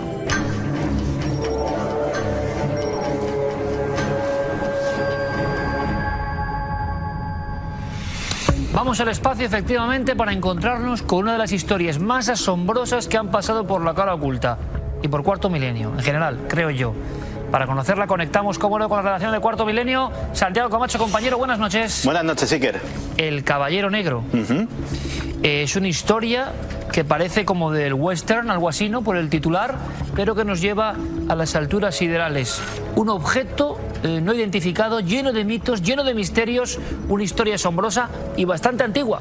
Pues sí, la historia de hecho la dio a conocer en 1988 un personaje que será muy conocido de nuestros espectadores. John Keel, el mismo que dio a conocer el misterio del Mothman al mundo, pues escribió un libro en esa fecha que se llamaba La Disneylandia de los dioses. Y en él contaba, entre muchos otros casos, la historia del Caballero Negro, un satélite artificial que podría haber estado orbitando la Tierra ni más ni menos que desde 1927, fecha en que por primera vez parece ser que los astrónomos detectan un objeto extraño que al parecer incluso podría estar emitiendo ondas de radio que orbitaba la Tierra. Pensemos que hasta 1956, que se pone en órbita el Sputnik, no había ningún objeto humano capaz de alcanzar, de ponerse en órbita.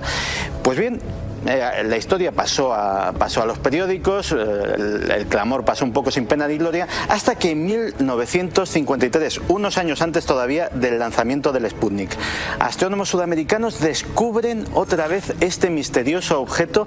No le dan explicación, pero el Pentágono, ya estamos en plena Guerra Fría, sí que le da importancia y encarga a Clyde Tombaugh, el mismo hombre que unos años antes había descubierto el planeta Plutón, que haga un informe sobre este objeto. No vaya a ser que fuera algo cosa de los rusos, por ejemplo. ¿Y qué descubrió este hombre?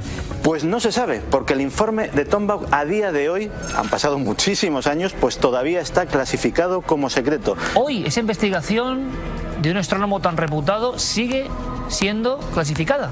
Teniendo en cuenta además que los Estados Unidos tienen una política de desclasificación muy abierta y que cuando consideran que los secretos de Estado, ha habido muchísimos casos, dejan de ser tales o dejan de tener la importancia capital que tenían en su día, pues los desclasifican y los ponen en manos de los investigadores. Con el informe de Tombaugh del 53 eso no ha sucedido aún. Pues bien, de ahí pasaríamos, daríamos otro saltito en el tiempo, ya sí que ha sido apenas un año antes lanzado el Sputnik, a 1960. Y el NORAD, el Mando Estratégico Estadounidense, recién estrenado su sistema de radares que escrutaban todo el cielo, pues descubre otra vez ese objeto. Y de hecho lo van siguiendo, descubren que tiene una órbita polar casi perfecta. Y el 7 de marzo de ese mismo año, de 1960, es la propia revista Time, la revista posiblemente más importante de los Estados Unidos, la que se hace eco de la existencia de este objeto. Lo achacan, la versión oficial, a que podían ser los restos de un lanzamiento norteamericano, y de hecho se congratulan de que podía ser un gran éxito de este nuevo sistema de detección espacial estadounidense. El problema es que los científicos rápidamente no les convence esta explicación, porque el objeto es enorme, mide más de 10 metros, puede pesar varias toneladas, y en aquel momento no había absolutamente ningún cohete capaz de poner en órbita semejante mole, con lo cual discuten que el origen de ese objeto pudiera ser terrestre de alguna forma. Santi, y por otro lado, en aquel momento, plena Guerra Fría, el otro bloque, el soviético, no se pronuncia tampoco. ¿Sabemos si lo habían detectado? ¿Dijeron algo? Ahí sí que no tenemos absolutamente ninguna noticia, porque allí evidentemente no había una transparencia informativa como podía haber en Occidente. Los informes sobre esos temas puede que se hayan desclasificado, puede que no, porque todavía los investigadores están revolviendo millones de papeles de la época de la Guerra Fría y aún nos tienen que dar muchas sorpresas, pero desde luego no sabemos absolutamente nada de la posible reacción soviética a este descubrimiento.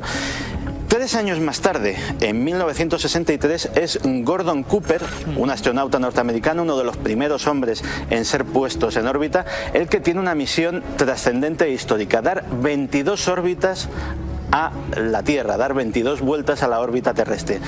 Pues bien, justo en la órbita 22 sucede algo extraño. Gordon Cooper reporta que un objeto enorme de tamaño verdoso se aproxima hacia su nave.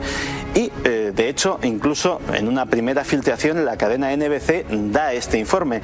Pero los periodistas son rápidamente avisados de que no se le puede preguntar a Gordon Cooper sobre este asunto en absoluto en la rueda de prensa que va a dar después de su aterrizaje. La explicación oficial es que en esa última vuelta hubo un fallo eléctrico en la cabina y que los niveles de dióxido de carbono subieron rápidamente y eso le provocó una serie de alucinaciones. Pero Gordon Cooper estaba convencido, Santi, permíteme, de que él había estado cerca de un ovni. Fue uno de los primeros astronautas que se atrevió a hablar de ovnis en la ruta. Sí, esa fue la explicación oficial, lógicamente, para quitarle hierro a alguien que él había dicho por la emisión de radio, que había sido detectado desde por radioaficionados hasta por periodistas, y que tenía que darle a la NASA algún tipo de explicación oficial, pero desde luego él está convencido de que vio ese objeto y de que ese objeto era absolutamente real. Muchos son los que creen que podía haber sido otro avistamiento de este caballero negro. Pero es que a lo mejor tenemos hasta fotografías. En 1987 la lanzadera espacial Endeavour cumplía su misión STS-088 y en esa misión hizo 5 fotografías de un extraño objeto irregular, de una forma muy extraña, que orbitaba la Tierra un objeto negro de las dimensiones más o menos que se atribuían a este presunto caballero negro, y esas fotografías tampoco han sido explicadas satisfactoriamente, porque la explicación oficial de la NASA, donde están colgadas todavía esas fotografías, no son ningún secreto, es que se trataba de chatarra espacial, pero muchos expertos que las han visto no consiguen identificar a qué trozo o a qué aparato, de qué naturaleza podía corresponder esa inmensa mole metálica con esas aristas y esas formas tan curiosas que vemos en las fotografías. Santi, una cosa extrañísima que puede ser, no sé, un trozo de chatarra espacial, evidentemente, pero que para muchos es otra cosa. Podríamos terminar, ahí está un misterio del que yo no conocía nada, me parece asombroso, podríamos terminar con el hombre que iniciaba esta historia o que la recopilaba, el célebre investigador de lo extraño John Keel. ¿Para él qué era?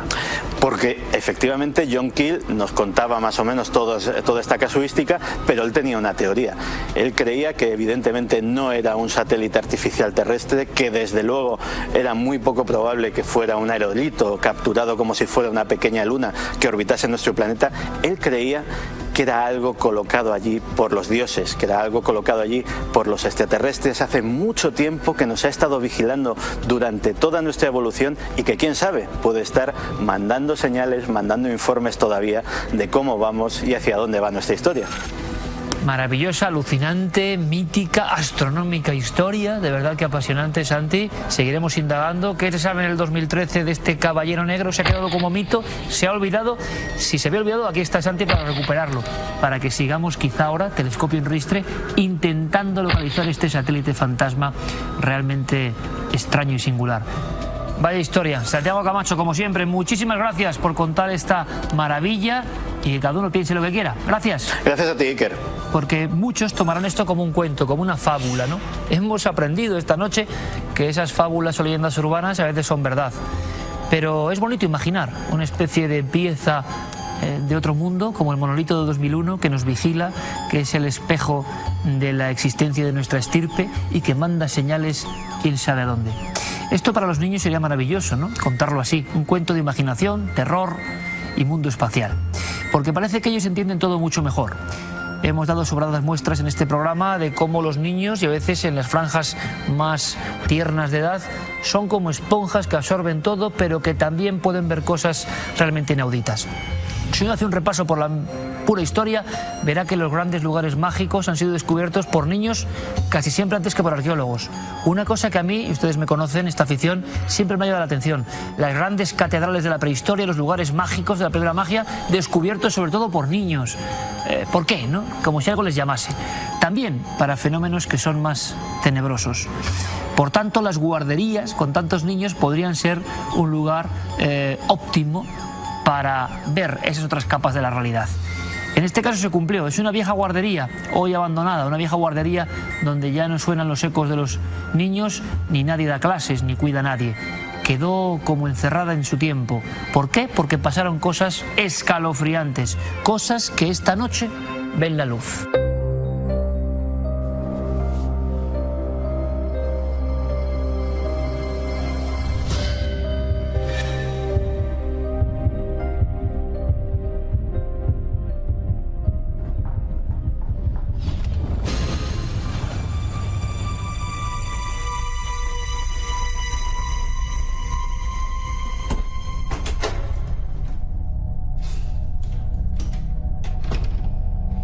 Ustedes ya saben que cuando subimos a esta zona del plató es que llega un testimonio sumamente interesante y muy personal. Nos impresionó mucho cuando nos llegó por vía de correo electrónico. Seguimos agradeciendo ese feedback constante con todos ustedes. Pero claro, una guardería, ¿no? En el fondo yo creo que todos nos hemos visto en alguna ocasión en una guardería y hemos rememorado viejas experiencias, buenas o malas. Esta desde luego es muy singular. Si se mira bien, terrorífica. Y yo quiero agradecerle a Ágata que esté con nosotros y que además haya hecho una serie de esfuerzos para reinvestigar la propia historia que tiene que ver con su familia, tiene que ver sobre todo con su hermana, y que venga a contarnos algo realmente alucinante y sin duda, en mi opinión, real, muestra de esa realidad velada que a veces aparece. Ágata, bienvenida, buenas noches. Buenas noches, Iker, gracias a ti. Gracias por estar con nosotros, porque además, mira, vamos a empezar casi por el final, si te parece. Lo hemos intentado, lo has intentado. Tu hermana, principal testigo de esta historia, de un suceso ocurrido hace más de 30 años, está el impacto. Eso dice mucho, ¿verdad? Que nosotros siempre somos sinceros, ha sido imposible traerla. No ha habido manera. ¿Por qué? Pues porque tiene miedo. Tiene miedo y a pesar del tiempo que ha pasado, sigue teniendo el mismo miedo que el primer día. Empezamos por el principio. Ágata, ¿dónde estamos? ¿Qué época? Cuéntanos. Bueno, pues esto era el verano de 1981, yo creo que era el mes de julio. Hacía calor, claro, en verano. Y mi hermana, Inés, estaba trabajando en una guardería en el barrio de Horta, en Barcelona. Una guardería humilde, pues en ese momento pues había unos 10 niños aproximadamente, porque algunos se marchaban a comer a casa y entonces quedaban los que habían comido allí y los que estaban descansando después de comer, ya en espera de que sus padres vinieran a recogerlos a eso de las 5 de la tarde. ¿Niños pequeños, de una franja? Sí, los niños de pañales había pocos, la verdad. Debían de oscilar las edades, eran entre 2 y 5 años. Puede ser que había una niña que tenía 6 años. ¿Cómo era la zona en aquel momento? La zona, el barrio de Horta era un barrio pues que no estaba demasiado urbanizado todavía, donde había todavía muchos solares, muchas zonas de campo, un barrio obrero. ¿Es un día como otro cualquiera? Un día como otro cualquiera. Y está tu hermana con una compañera también encargada del jardín de infancia, ¿no? Exactamente. Cuéntanos. Pues era la hora de después de comer, los niños estaban durmiendo, los que se quedaban a comer habían comido ya y estaban acostados en una de las aulas en la cual se ponían unas colchonetas en el suelo, pues se hace mucho en las guarderías para que los niños pues se tumben un poquito, se echen una cabezadita, descansen un ratito. Y mientras tanto, pues Inés y su compañera, que era la encargada de la guardería en esos momentos, porque los dueños no estaban, empezaron pues a recoger un poco para que cuando llegasen los padres pues ya tenerlo todo listo, ¿no?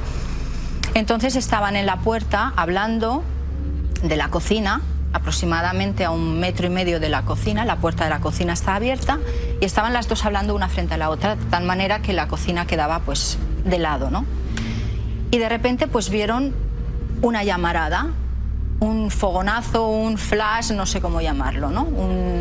Una luz muy potente y de repente, o sea, fue instantánea y se apagó en el centro de la cocina.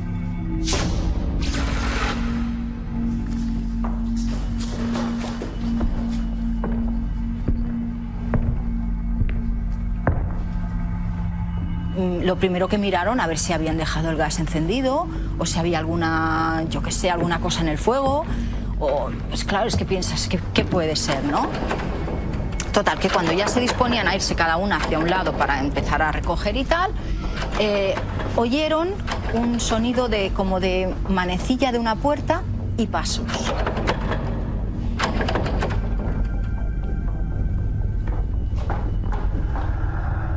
Y este sonido provenía de la clase, del aula donde estaban los niños durmiendo. Claro, mi hermana dijo, uy, a ver si es que alguno se ha despertado y está intentando salir al patio. Se dirigió a la clase donde los niños dormían y no, estaban todos tumbados. ¿Sus colchonetas? Sí, había un par de ellos que estaban despiertos, pero no se habían levantado. Seguían tapados, con su sabanita, tranquilos, ¿no? La miraban. Entonces ella, bueno, dijo, venga niños, los despertó, como hacía siempre, los hizo levantarse y los hizo salir al patio. Les dijo, venga, salir al patio, que yo tengo que limpiar.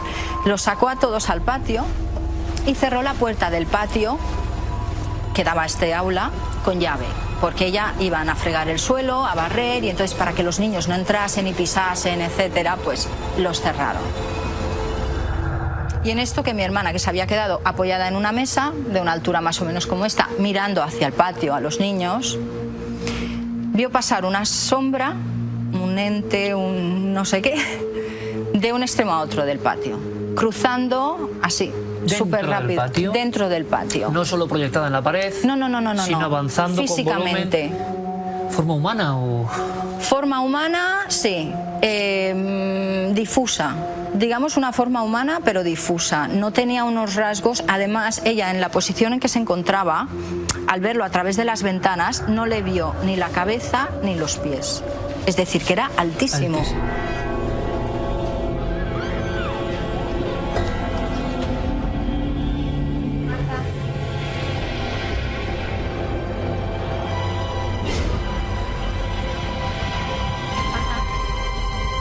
fue cuestión de décimas de segundo, cruzando así el patio.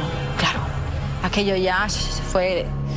Se miraron con su compañera, que todavía estaba recogiendo en la cocina la escoba al recogedor para salir, y dice, ¿has visto eso? Dice, ¿pero qué ha sido eso? Y antes de que pudieran empezar a reaccionar o hablar, empezaron a escuchar a los niños que requerían su atención. Alguno gritaba, otro lloraba. Todos los niños habían visto lo mismo.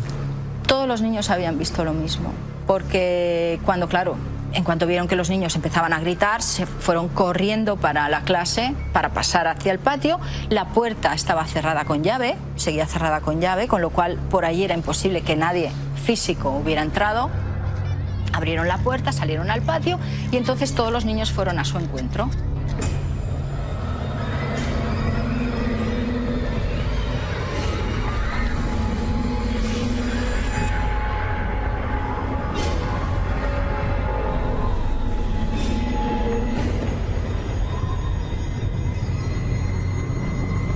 Y a su manera, porque claro, el lenguaje de un niño de 4, 3, 5 años, pues no es igual que el de una persona mayor, evidentemente, ni la perspectiva tampoco. Entonces ellos contaban, cada uno con sus palabras y cada uno desde su edad, y luego cogerlos de uno en uno. Y bueno, algunos, claro, con sus palabras, decían, ha venido un señor muy alto, muy... Y claro, mi hermana le pregunta, ¿pero cómo era este señor? Pues era muy delgado, era grande, era muy alto, era negro.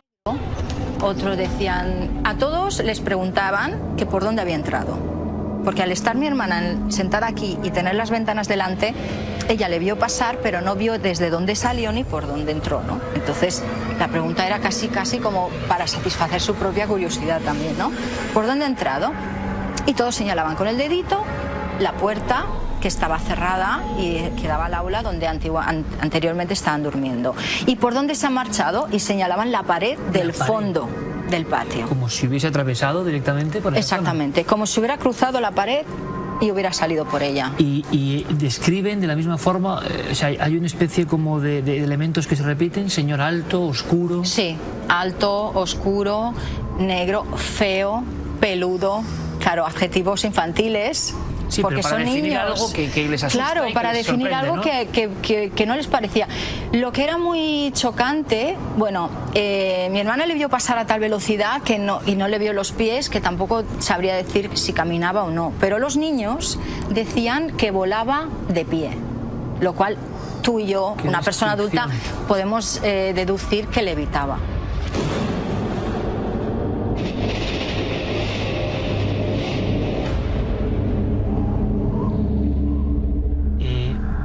Imagino a las dos reporteras, digamos, eventuales en ese momento, van entrevistando a los niños empiezan a contar su historia, no vuelve a aparecer esa figura, pero llegan los padres, me imagino.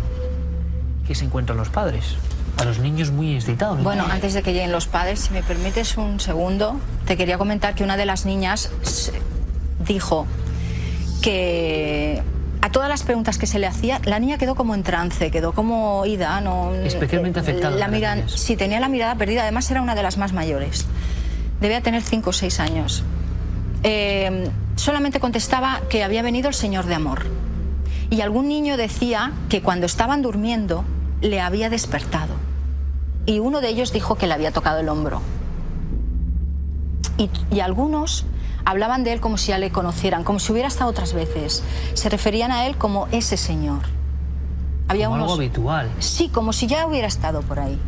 Como si no les resultara del todo extraño, ¿no? Había algunos que sí, que decían que había un señor, tal, pero otros decían, ha venido ese señor. En el momento en que llegaron los padres, que me estabas preguntando, mi hermana se tuvo que ir. Porque su misma compañera, ella tenía 21 años, la compañera tenía unos 30 y pico, 35, tenía más edad, más tabla, sí.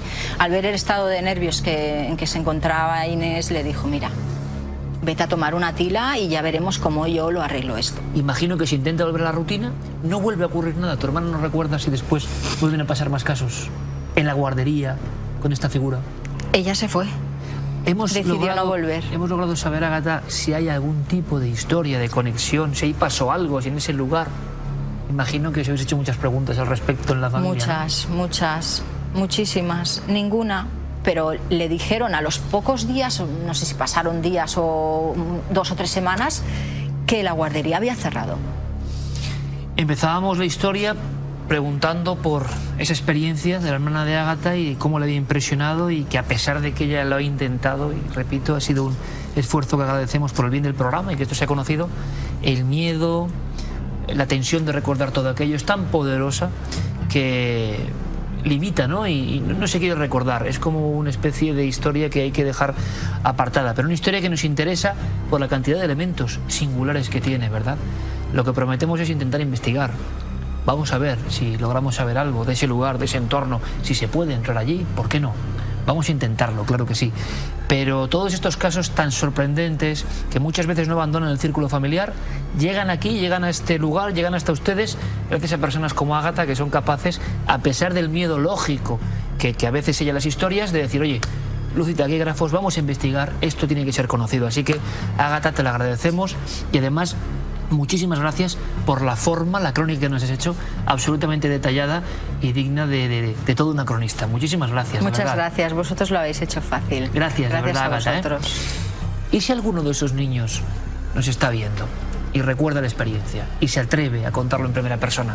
Le invitamos a que lo haga, claro que sí. Muchísimas gracias. Gracias a ti, Iker. Vámonos con otras historias, vámonos precisamente a conectar con un tiempo antiguo.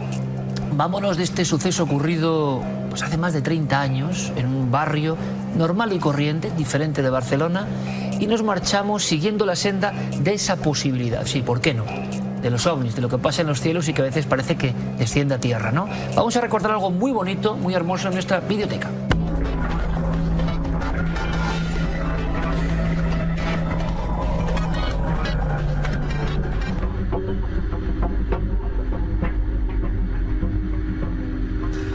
Una vez más viajamos a la época mítica y legendaria del fenómeno ovni en nuestro país. Lo hacemos con un testimonio bien curioso, bien significativo, tanto por el hecho de que la persona que lo cuenta, lo dice de una forma muy clara, sea un hombre de la Iglesia, que no es habitual, hablando de estos asuntos siderales y extraños, como por el ambiente o el impacto del programa donde esto se producía. Les estoy hablando del mítico programa Fantástico de José María Íñigo, 1979. ¿Qué está pasando en España en noviembre de 1979? Bueno, está pasando que hay una inmensa oleada de casos que aparecen en la prensa. Se produce entonces el famoso caso Manises, el incidente en el cual un avión es obligado a aterrizar de emergencia en Valencia, perseguido por unas luces. Se abren investigaciones por parte del Ejército del Aire. Hay pilotos de caza que sobre la vertical de Motril, en provincia de Granada, detectan ecos ovni y así lo atestiguan ante sus superiores. Es decir, todo el 79, sobre todo su franja final, es una época de enorme excitación. Y entonces se pone de moda en los grandes magazines de la época, como este de Íñigo, el hecho de llevar a testigos que pueden resultar sorprendentes, que puedan tener credibilidad y que sobre todo la audiencia se quede absolutamente ensimismada con lo que nos cuentan. Es el caso de Ignacio Mendieta. Ignacio Mendieta era párroco de la barriada de Areta en Llodio, en Álava.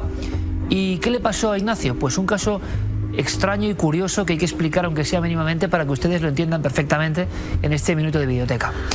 Él era aficionado, es un poco de buena y mala suerte, porque ver algo extraño en los cielos es buena suerte, ¿no? Uno es testigo del fenómeno. Pero verán, es que él estaba con un grupo de amigos rodando una película de cine. Eran entusiastas de la grabación con tomavistas y estaban en los bosques cercanos al puerto de Opacua, en Álava. Han terminado los últimos fotogramas del carrete, han estado grabando unas formas caprichosas de la madera en el bosque y de pronto en los cielos una especie de serpiente de luz, unas motas, unas esferas en un número cercano a 30 o 40 que van haciendo una serie de figuras, una serie de revoloteos, son objetos y que evolucionan ante ellos.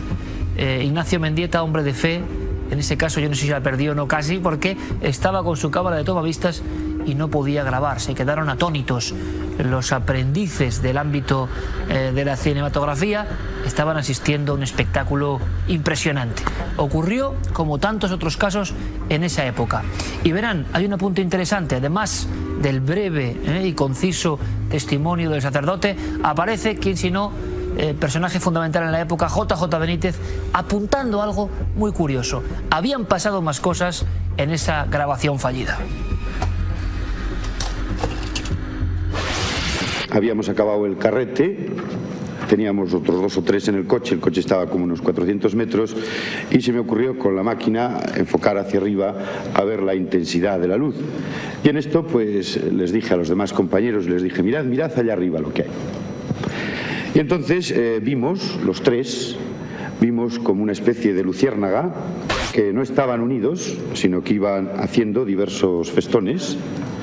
Estuvieron como unos 2 o 3 minutos haciendo estos festones, luego hubo como 5, calculamos de 5 a 15 segundos de desmaterialización. ¿Se atrevería usted a decir, padre, que lo que usted vio es algo que procede de otro mundo, algo desconocido? Desde luego no conocido en este mundo. ¿Qué podría ser esto, señor Benítez? Él ha omitido un detalle, que es que automáticamente aparecieron varios reactores, varios aviones cazas, tratando de cazar a estos discos blancos que estaban a muchísima más altura. Por supuesto tuvieron que regresar. Una auténtica serpiente de luz que, como habrán observado, no solo interesó a los testigos un poco solitarios en esas inmediaciones del puerto Alavés, sino que llamaron la atención también, sobre todo, y es lo importante, de varios reactores de las Fuerzas Aéreas Españolas que, comunicando con el radar situado en Calatayud, iniciaron maniobra de aproximación a esos objetos. Como tantas otras veces, muchas más de las que quedan reflejadas en los partes oficiales, los pilotos de combate españoles se convirtieron en testigos de élite y no pudieron alcanzar a aquellos que globos, satélites, objetos volantes no identificados. Así siguen, como un caso todavía sin resolver que maravilló a estos hombres que simplemente pasaban un día en el campo filmando extrañas formas de la madre naturaleza. Una de tantas historias bonitas, hermosas, y que, imagínense por favor, cuando había 2 cadenas nada más, cuando los programas tienen un impacto que hoy sería, inimitable, inimaginable también. Es que toda España quedaba marcada, y más si un sacerdote contaba que había presenciado la evolución de una hilera de 40 ovnis sobre los cielos del País Vasco. Increíble. Como increíbles son los 2 casos, atención además a los 2 casos, uno tiene mucho que ver, uno se relaciona directamente con lo que hemos escuchado arriba, esas sombras oscuras, y también con varios testigos. Van a entenderlo enseguida. 2 casos, digo, de impacto en Gabinete de Expertos.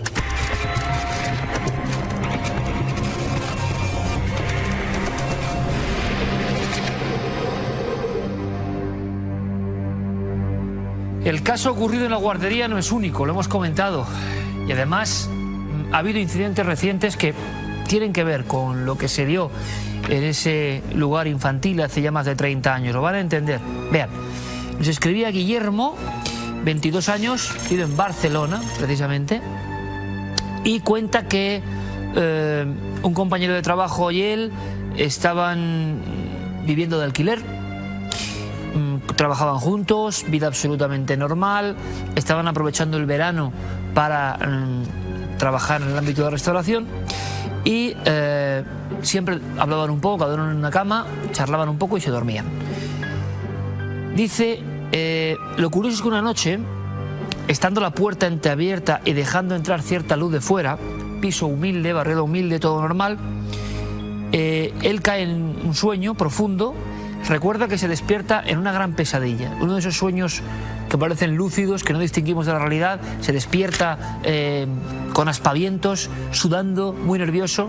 Acto seguido, dice, en un par de segundos, se siente muy incómodo y mira hacia la cama donde reposa su compañero. Él está absolutamente tendido, no es consciente de nada. Y entonces él nos dice, se queda helado, paralizado, porque ve que hay una silueta. Esto no es muy habitual, sí que hay algún caso, pero una silueta extendida, una silueta alargada, una silueta que parece estar reposando, pero encima de él, a unos 30 centímetros del cuerpo de su amigo, como observándola justo encima Él se queda tan aterrorizado que empuja su espalda hacia, digámoslo así, el respaldo de la cama, está lleno de miedo y él nota, quizá imaginación o no, que esa figura, esa silueta que está pululando encima de su amigo, flotando, absurdo por completo, gira la cabeza, hace un movimiento. Acto seguido él cree, no tiene cara, es solo una forma, igual que lo que contaban de la guardería, que aquello se va reduciendo y sale de la habitación justo por ese hueco de la puerta. Bueno, lo hablan entre los dos, les entra una risa nerviosa, no saben qué hacer, no saben a dónde huir y lo dejan pasar. Pero nunca llegan a olvidar esa experiencia. Lo curioso es que tiempo después, pasan un par de semanas y ocurre exactamente lo mismo. Una pesadilla, mira directamente hacia donde está su amigo y nota una sombra alta, dice sin gestos, oscura absolutamente, frente a la ventana, como si estuviera observándonos a los dos. Una especie de torre humana, de figura humana, pegada a la ventana, dentro de la habitación y mirando a los dos. Lo que más miedo le da, no sé si esto puede ser una cuestión onírica o no, es que ambos se despiertan, miran y aquello se vuelve a reducir hacia un punto, parece que se aleja, marcha atrás prácticamente y desaparece.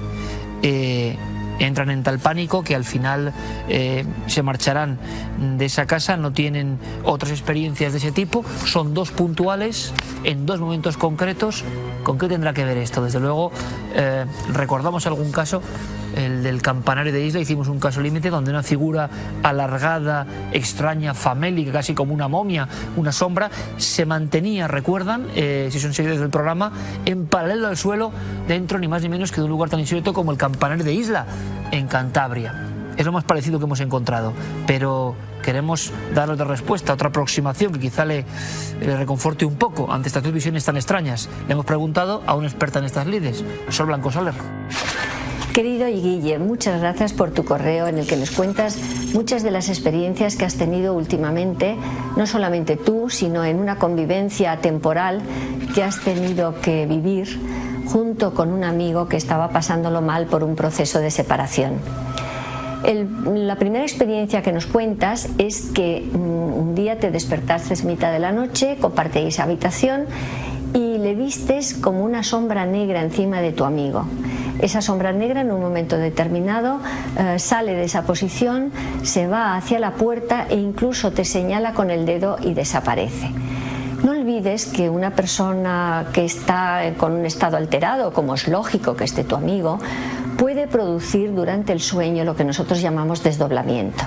Y ese desdoblamiento puede ocurrir que otra persona que está al lado del de que se desdobla pueda verle, solo que tú interpretas una sombra negra, lo que vistes era a lo mejor un espacio diferente a la consistencia de tu amigo que estaba acostado.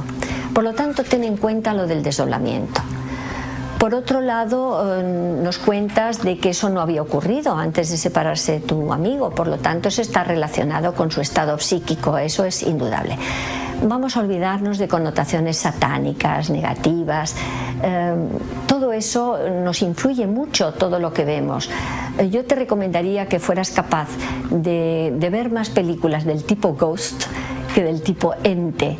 Y de esa manera podríamos interpretar de una manera muchísimo más positiva todas nuestras experiencias extrañas.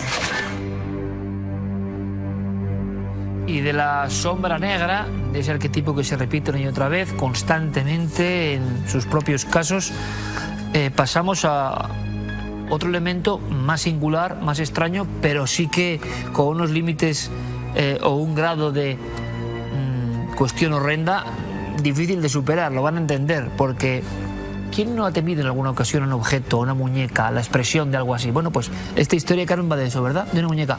Sí, nos la contaba Xavi, que nos escribe desde Sabadell, y nos decía que todo ocurrió en 1991, que además se acuerda porque es la fecha en que nació y se lo han recordado muchas veces sus padres, que son quien verdaderamente vivieron el suceso.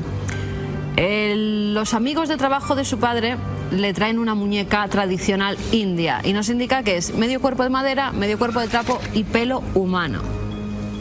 Ya eso dice que la primera noche que pasa la muñeca en la casa, pues ya empiezan a pasar cosas raras. De repente la madre se despierta con tremendas pesadillas y ve como la figura, la muñeca, está iluminada, tiene la cabeza iluminada, como si fuera uno de esos muñecos que tienen luz interior y de repente se iluminan. Pero que no tenía luz interior, claro, no esta tenía muñeca. luz interior porque no volvió a ocurrir en ninguna de las otras noches. Pero que es curioso, simplemente remarco que de nuevo la pesadilla es como la advertencia. Una de las personas se despierta con sueños horribles y es justo cuando ve todo lo que está ocurriendo.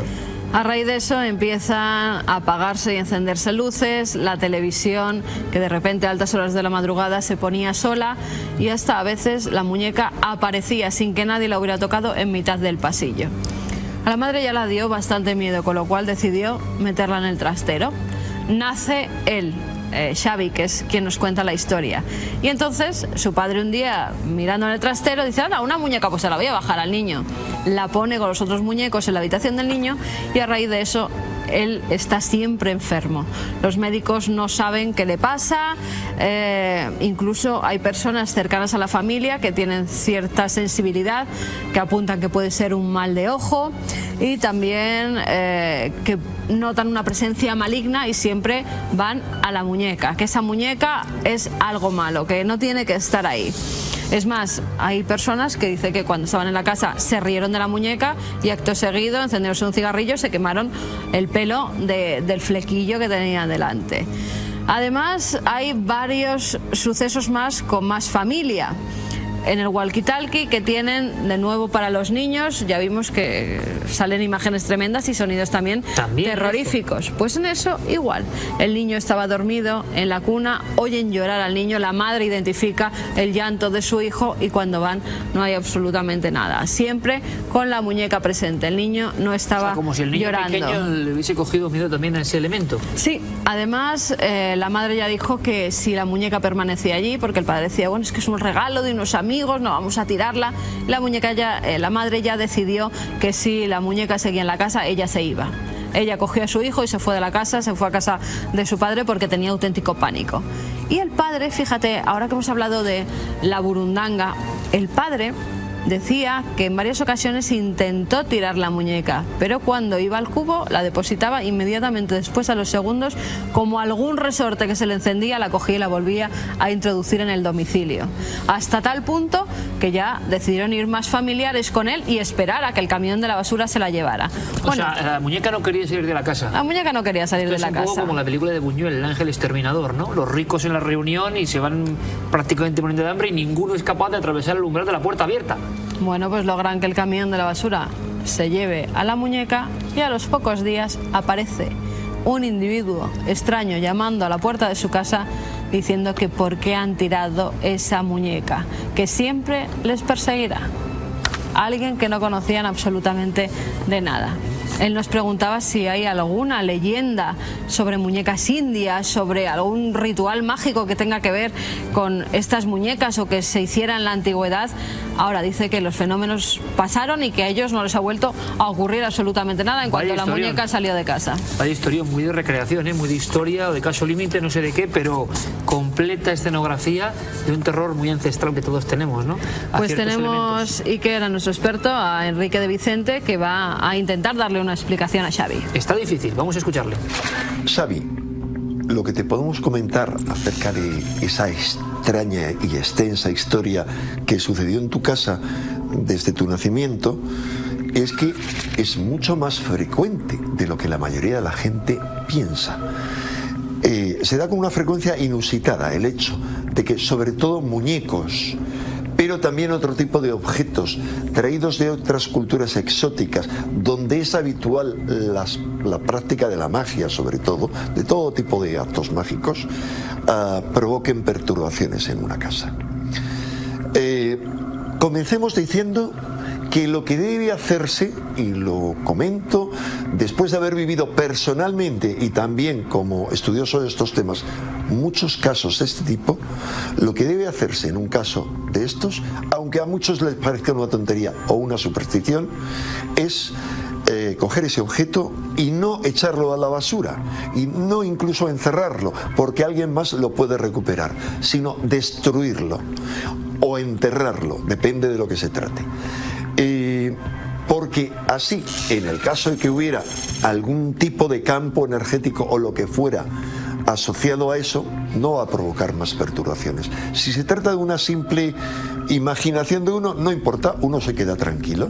Es decir, hay un efecto placebo y devuelve la tranquilidad a la casa. No cabe dudar, en casos como el tuyo, de que los fenómenos eran objetivos.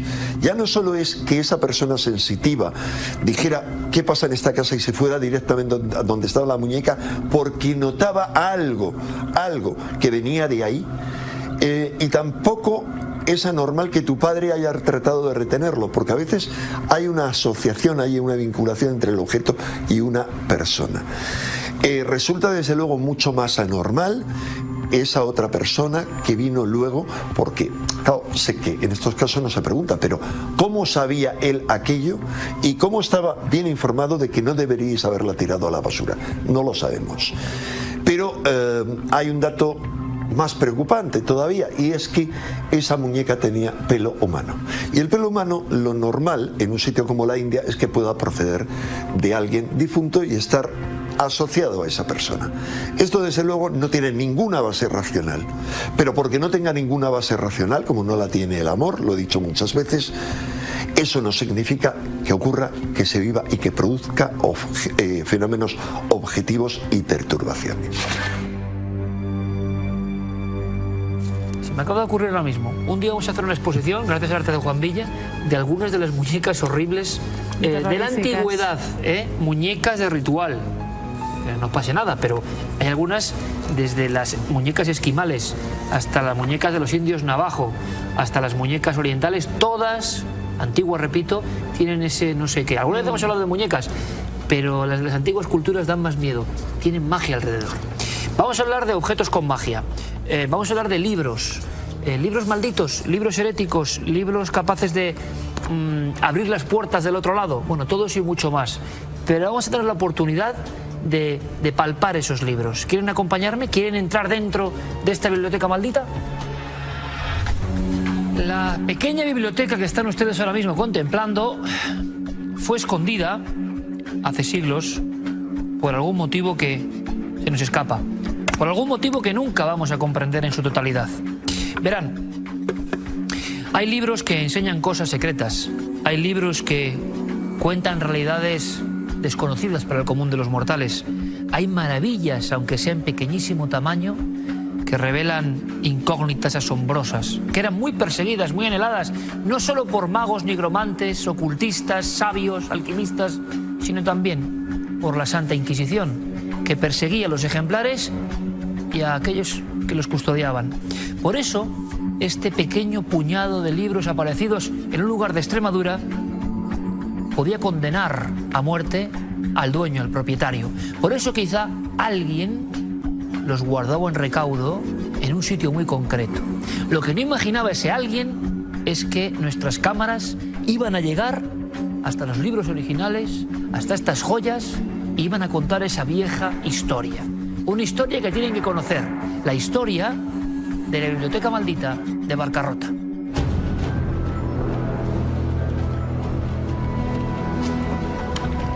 Lo primero que pensar una vez que ves los libros en su conjunto, a golpe de vista de principio se veía que era algo misterioso, algo prohibido.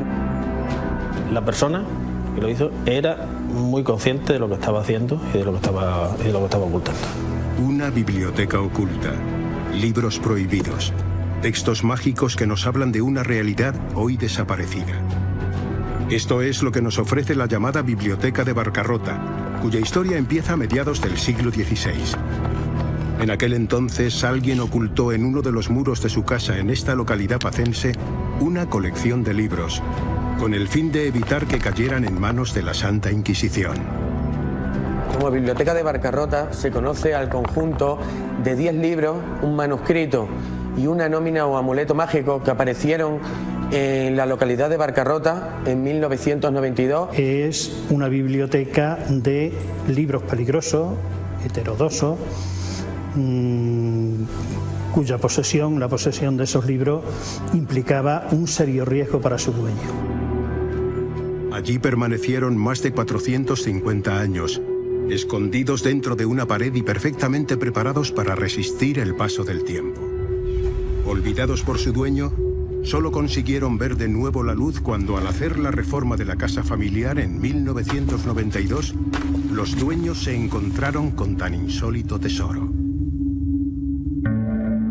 El hallazgo fue uno de los días en los que se encontraban derribando la parte delantera de la casa, en la que aparecieron en el muro, en un huequecito bien preparado, estaban apilados los libros y con el pico se ha picado el último de arriba y han caído rodando el resto de los libros. Es enigmático el hecho de que hayan aparecido esos libros después de 400 años y encontrarse en ese perfecto estado. El hueco estaba perfectamente preparado a conciencia, pues cubierto con paja y como tierra prensada, pues quien los escondió con la finalidad de que no se vieran martirizados por el paso del tiempo. Los libros de Barcarrota se conservan hoy en la Biblioteca de Extremadura, en Badajoz. Allí, en la llamada Sala del Tesoro, Cuarto Milenio tuvo acceso a estos documentos prohibidos. Volúmenes que nos hablan de quiromancia, exorcismos, invocaciones sanadoras. Tratados que, con su sola posesión o lectura, podían llevar al dueño a la hoguera. Pero ¿quién fue el propietario de tan singular repertorio de textos mágicos? Hoy sabemos que la naturaleza de la biblioteca de Barcarrota señala directamente a una persona, Francisco de Peñaranda, médico judío converso que huyó de la localidad cuando la Inquisición comenzó a pisar su rastro judaizante. Francisco de Peñaranda era un médico judío converso venido de Llerena y asentado durante bastante tiempo en Barcarrota. Llerena era uno de los sitios donde estaba asentado el Santo Oficio. Él se vino aquí, encontró la tranquilidad para ejercer su trabajo, hasta que sí que se volvió a ver amenazado de nuevo. Era un médico a la vieja usanza de la tradición judía, aprender la medicina con sus antepasados, pero a pesar de eso también se tituló en Salamanca. Acosado por la Inquisición, Francisco de Peñaranda ocultó los libros más preciados de su biblioteca y abandonó Barcarrota para asentarse en la cercana localidad de Olivenza, que por entonces pertenecía al reino portugués, donde continuó ejerciendo libremente la medicina.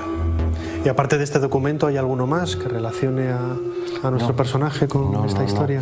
1557 y ahí se pierde toda la historia de este hombre. Francisco de Peñaranda nunca regresó a Barcarrota. Tampoco vio cumplido su sueño de que alguien de la familia diera con los libros ocultados por él. La casa se convirtió en un templo de libros prohibidos, una suerte de talismán que ha permanecido dormido durante 4 siglos y medio y que solamente ahora ha despertado del letargo, transmitiéndonos su secreto.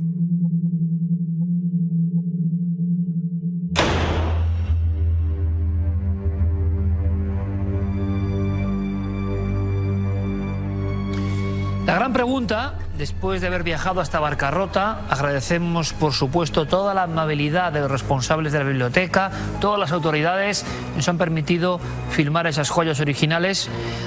La gran pregunta, como digo, es saber, la gran incógnita es conocer qué había detrás de estas obras, cuáles eran en concreto, qué saberes concentraban, por qué tan peligrosos. Nacho, buenas noches, compañero. Hola, buenas noches, Iker. Un viaje que ha merecido la pena porque siempre asomarse al mundo del libro antiguo ya de por sí es una maravilla, pero ya del libro herético, maldito, ocultista, fascinante, ¿no? Poder estar cerca de ese espejo que, claro, alguien ocultó sabiendo muy bien lo que hacía, ¿no? Los preservó muy bien a pesar de estar de alguna forma emparedados para que llegaran quizás hasta estos días. Libros prohibidos, como bien dices, la persona que lo hizo, que hoy sigue siendo un misterio, aunque hay algunas claves que indican que pudo haber sido un médico, lo hizo a conciencia. Hay que pensar que apareció en una pared de doble fondo, los libros perfectamente encajonados en un pequeño hueco, todo relleno de paja y de tierra prensada, para evitar la humedad y el paso de los años, ¿no? Cuando un conocimiento muy concreto de hacer una cápsula en el tiempo, ¿no? Cuando tuvimos la oportunidad de ver los originales, como hemos visto en las imágenes, era increíble la calidad del papel, como 450 años después sigue completamente blanco. Es decir, tenemos la idea de manuscritos del 16, del 17 con páginas amarillentas y sin embargo los libros de Barcarrota increíblemente nuevos, prohibidos. Los libros de Barcarrota, estos son una pequeña muestra, son más, pero sí, Nacho, que hay que destacar algunos porque tienen una enseñanza, una historia. Los tratamos con el sumo cuidado que, bueno, nos merecen todas las obras y sus excelentes reproducciones exactas, milimétricas. Vean, esto es muy pequeño, ¿no? Yo espero que nuestros compañeros lo estén sacando perfectamente. Vemos un grabado de una religiosa y vemos unos textos, Nacho, marcados. Parece que hay muchas claves, ¿no? Como si ciertas letras se interconectaran, como si hubiese subrayados misteriosos para seguir una lectura no ordinaria. Lo alucinante de este librito es quién lo usaba y para qué se usaba. Es la única copia que existe de la oración de la emparedada. Son religiosas, en realidad no eran monjas, pertenecían a órdenes terciarias que decidían lo que hoy denominamos pues religión extrema, ¿no? En el sentido de que eran emparedadas, como su propio nombre indica, normalmente en la pared externa de las iglesias, con un pequeño cenáculo que les servía como único vehículo con el exterior. Por ahí recibían ofrendas, por ahí recibían la comida, el alimento, y leían ese tipo de oraciones. Es una edición portuguesa, como digo, la única, porque fue perseguida por la iglesia y todos los ejemplares fueron quemados. Estamos a un tiro de onda, digámoslo así, ¿no? En la tierra de Barcarrota, de la frontera prácticamente. Perfectamente, a muy poquitos kilómetros.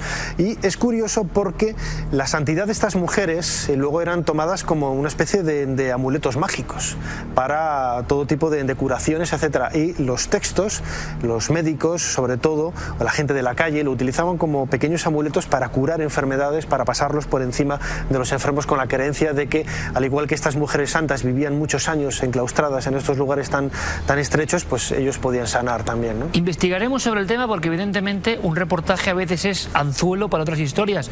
Lo bonito de este oficio es acudir a una biblioteca y de ahí salir con más pistas. Es lo que le ha pasado a Nacho. El tema de las emparedadas en vida. Ojo, emparedadas con su propio consentimiento. Era una prueba extrema tipo eremitorio de unirse con Dios y para eso había incluso habitáculos de nada, de una distancia que nos consideraríamos imposible, ¿no? Como un ascensor de piedra hace siglos, ¿se imaginan? Y uno metido ahí, vivo, leyendo este libro. Los textos nos hablan incluso de mujeres que pedían permiso para utilizar 1,5 palmos en el exterior de la iglesia. Es decir, tienen que ser mujeres muy delgadas, imagínate, en un lugar totalmente angosto, increíble. Hoy se nos escapa un poco de la imaginación y de la forma de pensar que tenían en aquella época. Claro, ¿para qué lo hacían? Bueno, será una futura investigación. Este pequeño librito es el único que nos habla de ese testigo oscuro de la historia. Las mujeres en España emparedadas en vida por una cuestión de fe. Cuestión de fe, cuestión de ocultismo, cuestión de qué, Nacho, lo que tenemos aquí, este símbolo extraño. Esta es una réplica de la llamada nómina, una especie de amuleto. Hay que pensar que en aquella época, del siglo XVI, la ciencia y la magia, la ciencia y la superstición estaban separadas por una delgada línea y no es muy extraño, no es en absoluto inusual encontrar en la universidad pues enseñanzas de quiromancia, de astrología, como vamos a ver. Pero este amuleto que vemos aquí es realmente curioso. Me imagino, ¿no? Son textos cabalísticos, son textos de la tradición judía, aparece el nombre de Dios en diferentes partes, aparecen dibujos, símbolos. En realidad es un amuleto que el judío llevaba envuelto dentro de una bolsita y colgado al cuello. ¿Con qué finalidad? Pues como elemento protector, pues por esa magia que antes veíamos también, muy relacionada también con lo que decíamos de la oración de la emparedada, ¿no? Todos los libros que vamos a ver a continuación tienen todo su elemento protector, es decir... Eran libros amuletos, es decir, no era solo la lectura, era el poder que tenía ese objeto para acompañarte de por vida, para protegerte de un mundo, la España de estos siglos, que estaba surcado completamente por las fuerzas de influjos negativos e influjos benéficos, ¿no? Y poderes mágicos que incluso llegan hasta la actualidad, porque hay una historia que salió en la prensa hace un par de años relacionada con esta nómina, con este amuleto, y es que desapareció de la Biblioteca de Extremadura y apareció pues en 2011 y se especuló con que lo había tenido intervenido un personaje importante, la masonería, etcétera, para que veamos un poco la intrahistoria que tienen muchos de esos objetos que en pleno siglo XXI parece que siguen teniendo la misma fuerza que hace 5 siglos. ¿Me quieres decir, Nacho, que alguien, después del hallazgo de Barcarrota, alguien que se metió con cierto poder, me imagino, en esa biblioteca concreta, se llevó el símbolo consigo por algo? Se barajan varios nombres, no vamos a mencionar ninguno. No, porque nos sorprenderíamos todavía más y no desde queremos, luego, ¿no? que sí, desde luego que sí, más de uno se sorprendería, ¿no? De gente supuestamente atea y con pocas creencias en el mundo de la magia, etcétera, cómo pueden acceder o llegar a este tipo de emblemas, supuestamente digo, ¿no? En cambio, la nómina, este amuleto, luego, bueno, se dijo que como originalmente apareció en uno de los libros por debajo de una cubierta, pues que había permanecido ahí durante todos esos años y que durante casi 10 años y que nadie se había percatado de que realmente estaba ahí, ¿no? Bueno, lo dejamos ahí. Seguro que la historia real es la de ese personaje poderoso que quería estar cerca de esta magia. Magia de la mano, en este caso enguantada, pero que siempre, ¿verdad? Un clásico, siempre se ha dicho, se ha comentado, todavía existen los lectores de mano y mucha estafa también en torno a esto, pero sí una corriente antiquísima que tiene que ver con la quiromancia. Y observamos una mano y el mapa de la mano, y hay varias. Me gustaría, Nacho, que enseñases. Este libro, por ejemplo, no tiene las tapas, tiene los cordeles, tiene inscripciones en lo que es el propio lomo. El lomo genera una frase, un texto. Sí, Tricasi, que es uno de los 2 libros de quiromancia que aparecieron en la biblioteca de Barcarrota. Enséñalos, Nacho, por favor, exactamente. ¿Por qué, ¿Qué nos enseñaba? Claro, ¿por qué un libro de quiromancia? Como decíamos antes, Fernando Serrano, un investigador, cree que posiblemente el dueño de esta biblioteca era un médico judaizante, Francisco de Peñaranda. Y claro, la pregunta es, ¿qué hacía un médico, un hombre de universidad, un hombre de ciencia, con libros de magia, de quiromancia, otro libro dedicado también a resolver problemas de exorcismos, etcétera? Pues la respuesta es, bueno, pues tiene su lógica, ¿no?